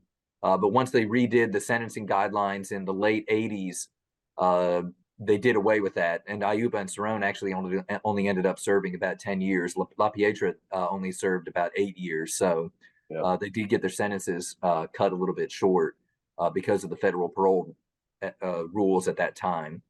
And then kind of as a result of the casino indictment and some of the issues they were having in Las Vegas with the attention being brought on them and the heat being brought onto the family, Aiuppa passed the order down to have to sanction the murders of Anthony and Michael Spilotro. So that is a good place for us to bookend. We can kind of go through it really quickly here, and then maybe even continue it maybe at another one if we have time, if we want to do that. So I think the premise behind inviting Tony Spilotro and Michael Spilotro to the house in Bensonville, I believe it was, to have them murdered was that they were going to promote Tony to capo of the Grand Avenue crew and also initiate Michael Spilotro into the family. From what I understand, I'm sorry. Supposedly the house in Bensonville was owned by Lee Magnifice's brother-in-law, James. But I don't know if that came up in the trial. I know Nick didn't remember where it was in his testimony. And I think that there have been previous attempts to try and find the house, but I believe they were trying to find Magnifice's house, or there were other houses that were described in the area that were incorrect. I still don't know if it's ever been definitively stated which house was the one where the murders took place, but Fosco made that statement, so I'm saying that I don't think it was never confirmed in the and I think that was over time. It was through the game of telephone. I think that was eventually conflated into being Lee Magnifice's house. Even though Lee Magnifice Magnifice didn't live in Bensonville. Magnifice lived in Wooddale, I think, at that point. Wooddale. He used to live in Bensonville for a long time, but he lived in Wooddale, another suburb out there. So we had the Spilotro murders, and it makes sense that it would be making ceremony because Carlisi was present, Fariola was present, DeFranzo was present, Eboli, if he was acting capo, he was also present. Jimmy LaPietro, who was acting capo for the Chinatown crew after Angelo was in prison, was also present. So I think it's very reasonable to believe that it was intended to be a making ceremony. Now, whether Tony and Michael believed it or not, Michael did leave Michael left his jewelry with his wife before he left, and kind of had an inkling that something was amiss. But out of duty, they still went, even though they knew it was probably not going to be good. So here's an angle on that too. If making ceremonies were so strange in Chicago, I doubt they would have used that as a ruse. It wouldn't be like if making ceremony. We know there was one in '83, but if making ceremonies were that unheard of, they probably wouldn't have used that as the premise to lure them there, because they'd be like, wait, exactly. We almost never do these. Like we don't go to a place, so that tells you something about the Chicago family and their use of ceremonies. Yeah. Sure. And I'll just end on once the Spilotros were murdered, like Tony alluded to, Tony mentioned earlier, there was a 1988 ceremony, and Nick, I believe, testified that that was the ceremony which immediately succeeded the 83 ceremony. There were no ceremonies between 83 and 88 from what Nick's testimony states. So you had Nick being made in 83, then the Spilotro murders in 86, a turnover in leadership where Carlisi and DeFranzo became the boss and underboss respectively. Then an additional making ceremony in 88, which made Scarpelli, Anthony Chiaramani, Rudy Fratto, Jim DeForty, and Peter DeFranzo. So those were the names that Nick mentioned as being made at that ceremony. I don't know if I don't know if there were more, but Nick definitely at least mentioned those 5 as being made there. Yeah, and then Scarpelli soon after that winds up, he gets pinched and ends up turning into a cooperating witness. He agrees to testify, as we said. It was that 88 or 89 now that he 88. He was initiated in 88, and then I believe he cooperated that same year. So less than a year after he was initiated, he started cooperating. So and then he killed himself in 89. Is that right? Yes, he killed himself and he hung himself in 89. Yeah, I said 87 earlier, but yeah, it was 88 that he was flipped. So this may be a good stopping point because it's a changeover in leadership, and it kind of leads us to a period of time that's maybe a little bit less well known or less well studied because there's less out, but more and more is coming out as time goes on. And hopefully we'll have more in the near future. I've put in several requests, so hopefully we can get some more information on this post Aiuppa time period, this Carlisi era, so to speak, which started around 86, 87 and went into the early 90s. So because there's so little information on Chicago, I mean, there's a lot of information, but because the sort of information that really informs what we're talking about here, there's so little of it, a single sentence can change our entire understanding or open up a new theory. And I mean, you've been so generous sharing the files that you've gotten. Who knows what lurks in there? That's the thing, is we really don't know what some new file is going to have. And it could be something really small to everybody else, but to us, it's like, oh, wow, that's a new chapter here. Yeah. And one example to kind of build off of that on with you, Eric, is when there was a file that had a redacted entry, and it had the redacted entry, and then it said is now believed to be the operating boss of the Chicago LCN. And then it goes on to give a physical description of this person. And even though it was redacted and it's just one paragraph, I can take the physical description, which they didn't redact, and I can compare that to the physical description of a Chicago Crime Commission document that I had, which describes Joseph Andriacci's physical description the exact same as the physical description which is laid out in the redacted members, in the redacted part of the paragraph. So just even little things like that, which don't even mention a name, can just lead us down just give us breadcrumbs to lead us down these trails where we can discover new and interesting things about the outfit. So yeah, that's going to be the 90s discussion, just to kind of leave an appetizer, because I'm sure a lot of the late 80s through the 90s discussion, because we got 2 Joeys in the mix, we got 2 Johnnies in the mix, right? There's a lot of questions as to who had what position going. We know that in the late 80s what who the boss and the underboss were, but once we get into the 90s, right, we're trying to piece it together from what FBI files we had, the little that Nick Calabrese said, stuff that Frank Caruso said on Wiretap where he's speaking in code, right? Yeah, it's still very much up in the air, but we do have a better understanding about it now than we did even 10 years ago. But even things like, I don't want to say Wikipedia is obviously not a be-all, end-all for information, but even though this information is still readily out there about who was boss at this time period in the 90s, they still carry, John DeFranzo as the boss for like 30 years until his death, essentially. So we do have information about who was the boss. I mean, we do have information about who was the boss is very clearly stated in FBI files, and I know between Rick and Tony and myself, we've been able to put together what I believe is to be a pretty accurate representation of the leadership of the family, at least from Carlisi through into family secrets. So we can talk about that next time as well.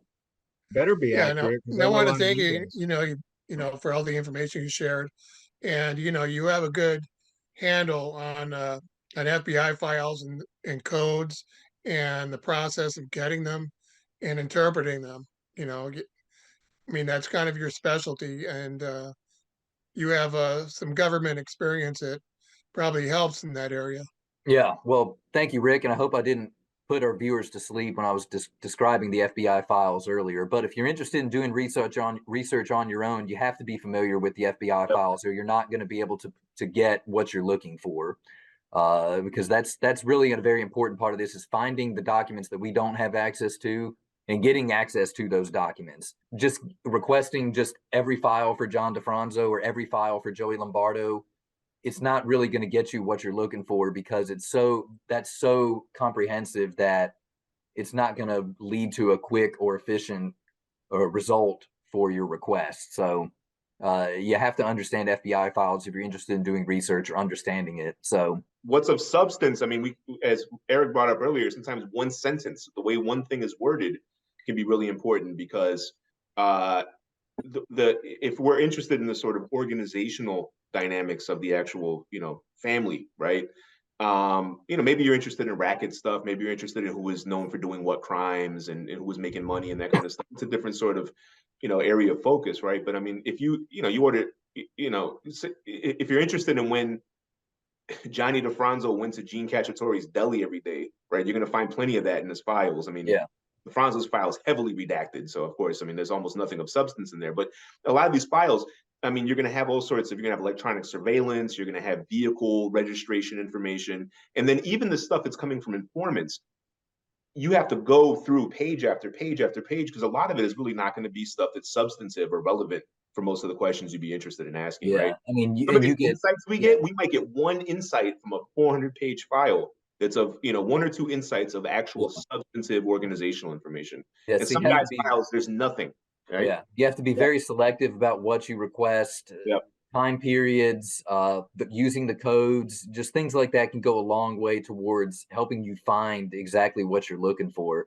And, just from the experience with some other guys, some other researchers that we know that have made some requests now, they're starting to get some files in and post them and share them with us, that, quite a bit of new files on some New York guys, particularly some Gambino guys. So I found it's very helpful understanding the FBI request process, and they've asked me for input and assistance on that, and I'm more than happy to provide it to them, because the more we know about this, the more we can understand it.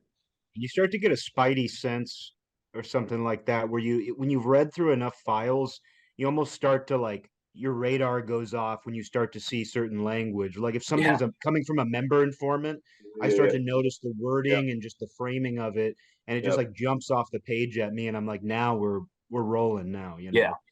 This is why I've been going after page of like redactions and just stuff that I have no interest in. Like, so and so was observed going into such and such building at this time, and then you come across something where, okay, here's what we're looking for. Yeah. So it's like the more you do this, the more you're just like, you almost know. Yeah. You almost know what to look for. And I'll say, and I do a lot of research. Well, I don't necessarily do as much research on history. I do a lot of reading on history, particularly like Civil War, World War II, things like that, American history. But it's really difficult to do research and read about something which exists as a secret society. So you have to be, it's not like there are things that happened and they're well documented, like for a lot of military operations. I can go read a book on, say, Gettysburg, and it's well documented because generals on both sides created reports, saved these reports. There's first person narratives of them. So it gives us a real good understanding of what happened at Gettysburg, because we have all these good sources. While if we're researching a crime family, they're doing something that's illegal. A lot of their operations revolve around illegal activities. So nobody's making records of these things. And also there's people out there probably, watching this now that know some of these answers, or could potentially watch this, that know answers to some of the questions that we pose, or have access to people that knew these answers. And it's just kind of funny in my mind to think that, we're talking about something that is known, but it's never going to be out there in the public for us to see, or potentially could never be out there for us to see. Yeah. People know, but we don't know that they know. We don't know what they know. That's you. Get in touch. You know, Yeah. People contact us because of these shows. Yeah.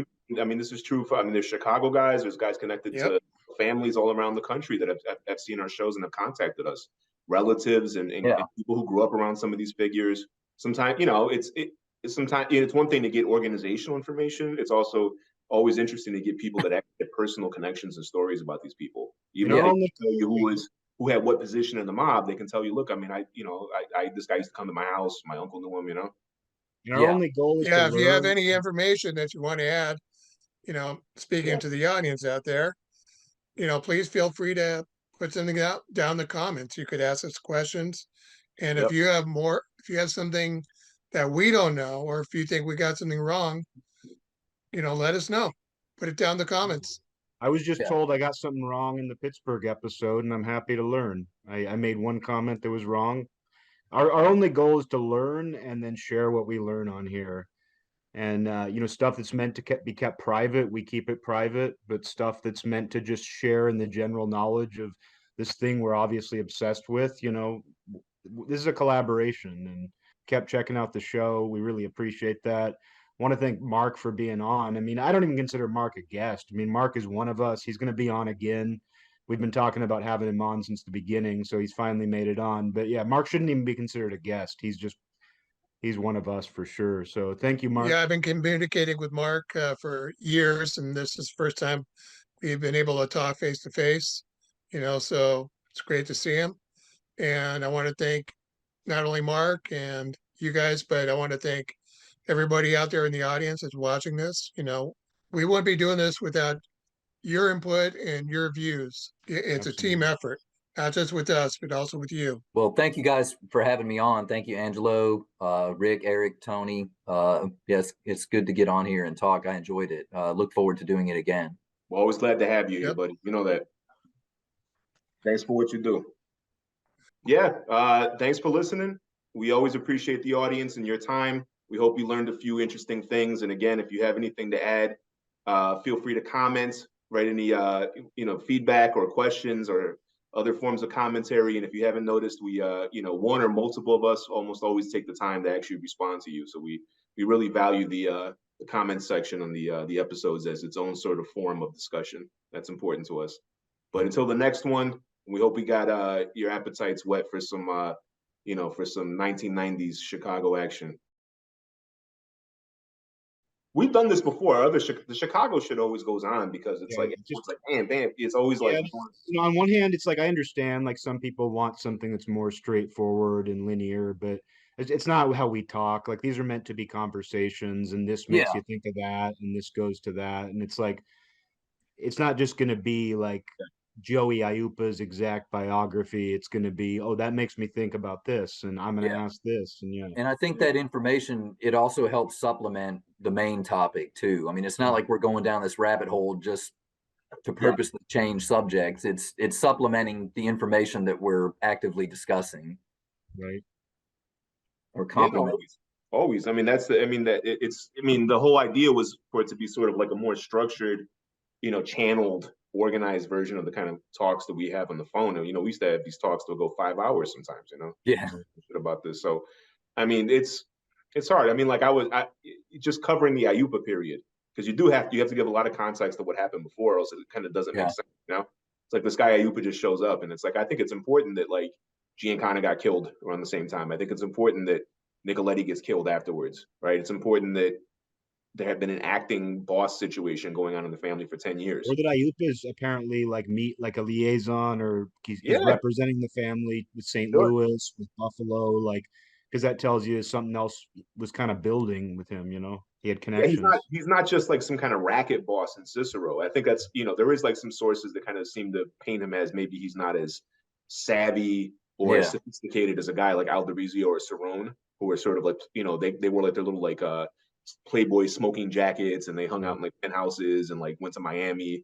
Like Aiuppa he's not like that. Like he likes to go hunting and fishing. He's extremely working class, old school. You can just tell he's like an old school Sicilian dude. I mean, he went to Sicily when he was a kid and came back, and that kind of shit. His pants are pulled up to past his belly button. Dumpy, You got the Cadbury cream egg. He's running around like It's the Fred Mertz. I Love Lucy look. Yeah, but he's 1985. He's still rocking that look. I love that one fucking clip we have of him with the fucking cameraman's going at him when they're going to was it Turk Torello's daughter's wedding. He comes and he tries comes at chasing him like, with the cane. yeah, like a fucking pit bull, man. He does like this too. He does like a boxing move at him. Yeah, he kind of had a rep as a grump. Yeah, he's a grump. I'd say I mean, look at his mugshot. The one mugshot where he's just like with his head tilted sideways. Yeah, we don't have a lot of personal insight into what he was like as a dude. You know, like we have a lot of insight. People talk a lot about Cerrone and guys like that, right? I mean, like Aiuppa, you hear some insight. There's people, I've talked to people that did know him, who knew his relatives. Of course, they all said that, he never had kids. So to the people in his family, he was extremely sweet. He was very nice to the neighborhood kids and that kind of shit. I'm sure he had that side of him. But like, the Frank Colada, like, you don't even want to be in a room with this guy because if he didn't like one thing you did or you looked at somebody wrong, he was going to order your head. I believe that 100%. Especially if you were an associate. I'm sure big difference between your relationship to him criminally and your relationship to him personally. Yeah, I think he was completely no nonsense, extremely crabby, very aggressive, and I think that he was the man for that time and place, though. I think he really was. He understood that he had some level of protection too with the courts and Marcy and all the cops that they had in their pocket at the time. And he's like, I'm just gonna kill all these motherfuckers, man. He came in and he's like, these motherfuckers are running around because we know that going back to the 60s, there was beef between Buccieri and Battaglia. A number of sources talk about this. They were talking about there was a potential war going to happen in the family, and this is during the time period. This is after Giancana goes away, because there's a crackdown on rackets. I think people don't understand this too, is that the city was under Daley's control, and Daley was not a puppet of the outfit at all. They had connections to him. It wasn't like they were enemies, but I think Daley was 100% the kind of guy that was like, I'm the only machine that's going to run the city of Chicago, and I'm not going to let the mob tell me what to do. So he clearly, to me, cracked down and used the Chicago police force that weren't in the outfit. They had some people in their pockets. They didn't control the whole police department. Yeah. And, because we get repeatedly, there's sources, and these kind of criminal CIs weren't members. They do know about stuff like, is the law cracking down, right? Yeah. Is there a lot of heat? Can guys make book? Can they run juice loans? We know in the 60s, like the whole, the Gagliano juice operation gets busted because they rough up that German guy, right? There's all this heat coming down, and at the same time, federal law enforcement is on them like a fucking ton of bricks. So they're running around. They can't do shit in the city. Apparently, they have to go out to the suburbs. They're running around the suburbs. They're losing a lot of their racket operations to getting pinched. Customers don't want to come back because they're arresting 20 guys at like a dice game and like lining them up in front of the newspapers. This is happening in the 60s. Heavy. Everyone's saying all the rackets are drying up. There's no money. So at this, and then like Laporte is in California around with Frediano and his trucks, and Buccieri's going in. He's like, this, because there's less. I think there was really at that point it was kind of a zero-sum game. They don't always step on each other's toes. But I think in the 60s there was competition because there wasn't actually that much of a pie to cut. Yeah. And so apparently we hear that Buccieri's beefing with Battaglia. They hate each other personally, but that their crews are going at it with each other. And then the Buccieri is going at it with both Alderizio and with the Laporte crew. Yeah, I think that's probably all that stuff was happening because there's a context to it, So it's like, there could have. I mean, of course, Accardo and Rica, they're like, we have to come out of retirement and run this ship because all these guys are going to be shooting each other pretty soon, Yeah, and I'm sure they were just like, let's keep this going. They're not gonna want to order hits because they're not really the boss, Yeah.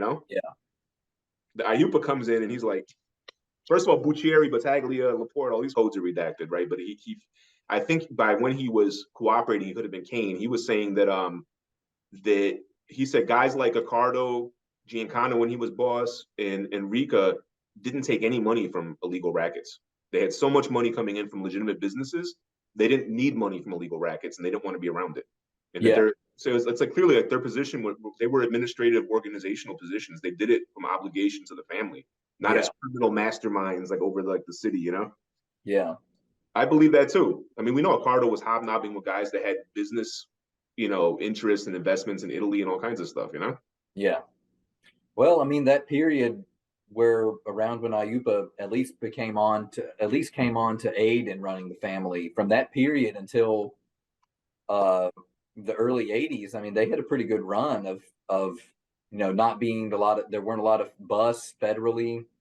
They retooled. The 70s were pretty good for them. They seem to have tightened up on a lot of the rackets, especially because I think that, like you said, a lot of them got shut down in the city, so they moved a lot of their operations out even further into the suburbs, McHenry and Lake County, which I guess, we could infer that was becoming a dormant territory under Amato, but it seems like once Infelice and those guys, once Infelice and Fariola's guys started going up there, they started reinvigorating that area and exploiting it for its potential clientele for gambling. Big gambling clientele, we know that. And it seems like I believe, and I think we have some evidence that they were doing some things in partnership with Rockford also. Rockford had some of a cut from some of those games in McHenry County. Yeah.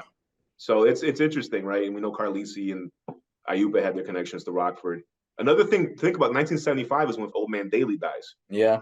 I'm harping on this for a reason because I really do think this was important, right? So Aiuppa comes in. Then they have people like Jane Byrne. Jane Byrne, well, after Belandic, right? But Jane Byrne, when she's mayor in the late 1970s, she's being called an outfit puppet basically in the press. Yeah. She was forced to take out this guy Di Leonardi, who was an Italian police superintendent, he declared war on organized crime. He was one of these Italian guys that was, I'm sure wasn't corrupt. He was like, I'm declaring war on the mob. And it's been said ever since, and I believe it, that the outfit forced her to take Di Leonardi out. They replaced them with a fuge that was connected to Hanhart. So yeah, we all know about Hanhart. You could have a whole episode on this guy. It's unbelievable. Even in Chicago, he's like one of the most famously corrupt guys ever. I mean, yeah, but so those things. I think by the late 70s, there was a lot more room for them to maneuver. I think they had sort of retooled the family. They had gotten rid of a lot of the bad seeds. A lot of the older guys who had a different mentality were dead. Yeah. A lot of the newer guys that were in were aggressive and were also charismatic and well liked. Right. Yeah. Guys like Lombardo, Solano, Farello, right? These guys were very DeFranzo, right? These guys were very sort of sophisticated kind of guys. It's a different generation. Yeah. There was not as many Phil Alderizios as in that time period. There's only one Joey Aiuppa at that point. Yeah. Imagine if it was all Aiuppas. These guys would all can whack each other out, Yeah, it's interesting, but I agree. I think that 75 into the early 80s run. I mean, the buildup of the casino shit in Vegas, brought in the money that they had a lot of union shit still running at that point in time. Yeah. Political corruption was up. I think that their hold over the city increased after Daley died. They opened up a lot of suburban territories or reinvigorated them. Yeah, I think they were doing a lot better. Yeah, the early 80s, but you also had Rico come into play too. So that honeymoon didn't last long. There were storm clouds in the horizon, and when the rain poured, we know that they got smashed for years. Yeah.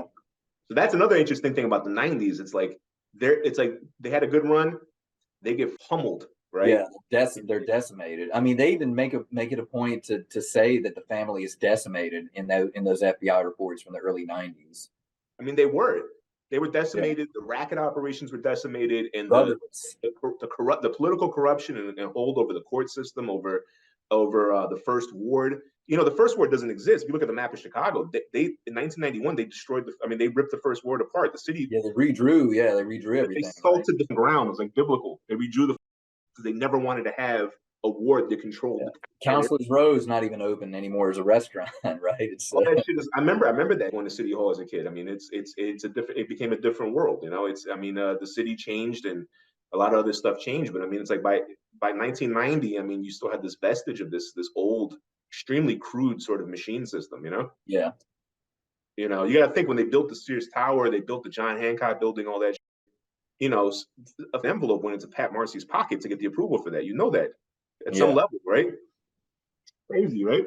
All those skyscrapers they built in the 60s and 70s, they couldn't have got the zoning permits. But when they lost that, I mean, it's not just money they lost. They lost that ability, and it's also the ability to commit violence, right? Yeah. So all of a sudden we see this big drop off in hits because they can't do it anymore, Yeah, and what about all the involved with the construction of those buildings? What about all the companies and the labor unions that were involved in that, and how many outfit guys had their hands in those tills too? So I mean, the vestiges of it stayed in McCormick Place and a couple of the Teamsters unions, and but we know that with the Teamsters and the laborers, I mean, they came down like a fan hammer all over the country. It wasn't just Chicago. And yeah, Chicago had a huge amount of its. We don't talk about union stuff on the show much because we're mostly concerned with sort of mafia organization stuff, right? But I mean, that was huge, And I mean, yeah, by 1990s, I mean, they have bits and pieces of that left, but it was shattered. Yeah. And what they were mostly left with is they still had influence over some of these suburban towns. And they still do today to some degree. Yeah. Their influence in the city was mostly a legacy influence by the late 90s. They took out so much of that. Guys, kids, and I mean, even the guys that were left by the 90s, they purged them out. Coso, Matassa, the Carusos, they squeezed them all out by the early 90s. They don't control. They stopped controlling hiring at Streets and Sanitation. When I was a kid, I mean, it's like, you work for Streets and Sand, you have to put a vowel at the end of your name if you're just to fit in, Yeah. When I worked in McCormick, did you see that clip that Mob Facts posted? I think you had posted it also. The one that it's the one that has Mario Rainone on it.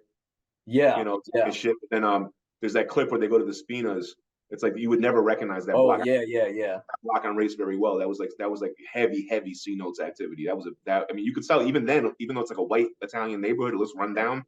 And then it's like Johnny Spina's in the back, and there's like another guy that's like leaned up on the porch with a mustache, and they're like, they found like 20 illegal guns in the house or something. He's like, I don't know who put those. Somebody planted those guns in here. There was never no guns until they came looking for them.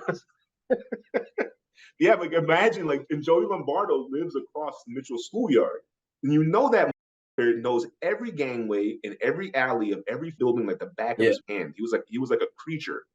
So, he was creeping through the schoolyard, going through the gangway, probably going through the garage in the back. It was Christy Spina was going to pick him up. He'd probably drop him off at some restaurant. He'd get in someone else's car, But they said it was that I can't think of the name right now, Uncle Mike's place, I think, that Filipino diner. They said he was hanging out in the front of it, and that the report you found. Oh. He kept coming around looking for somebody, then he got in the car. All right, buddy. It's good to talk to you. Thanks for having me on. Thank you. I mean, we've been wanting to make it happen for a long time, man. Because obviously, you're one of us anyway, and this is a topic that I can tell you our audience is crazy for the Chicago shit. Well, hopefully I can. Hopefully we can do it again soon. Take it easy. All right.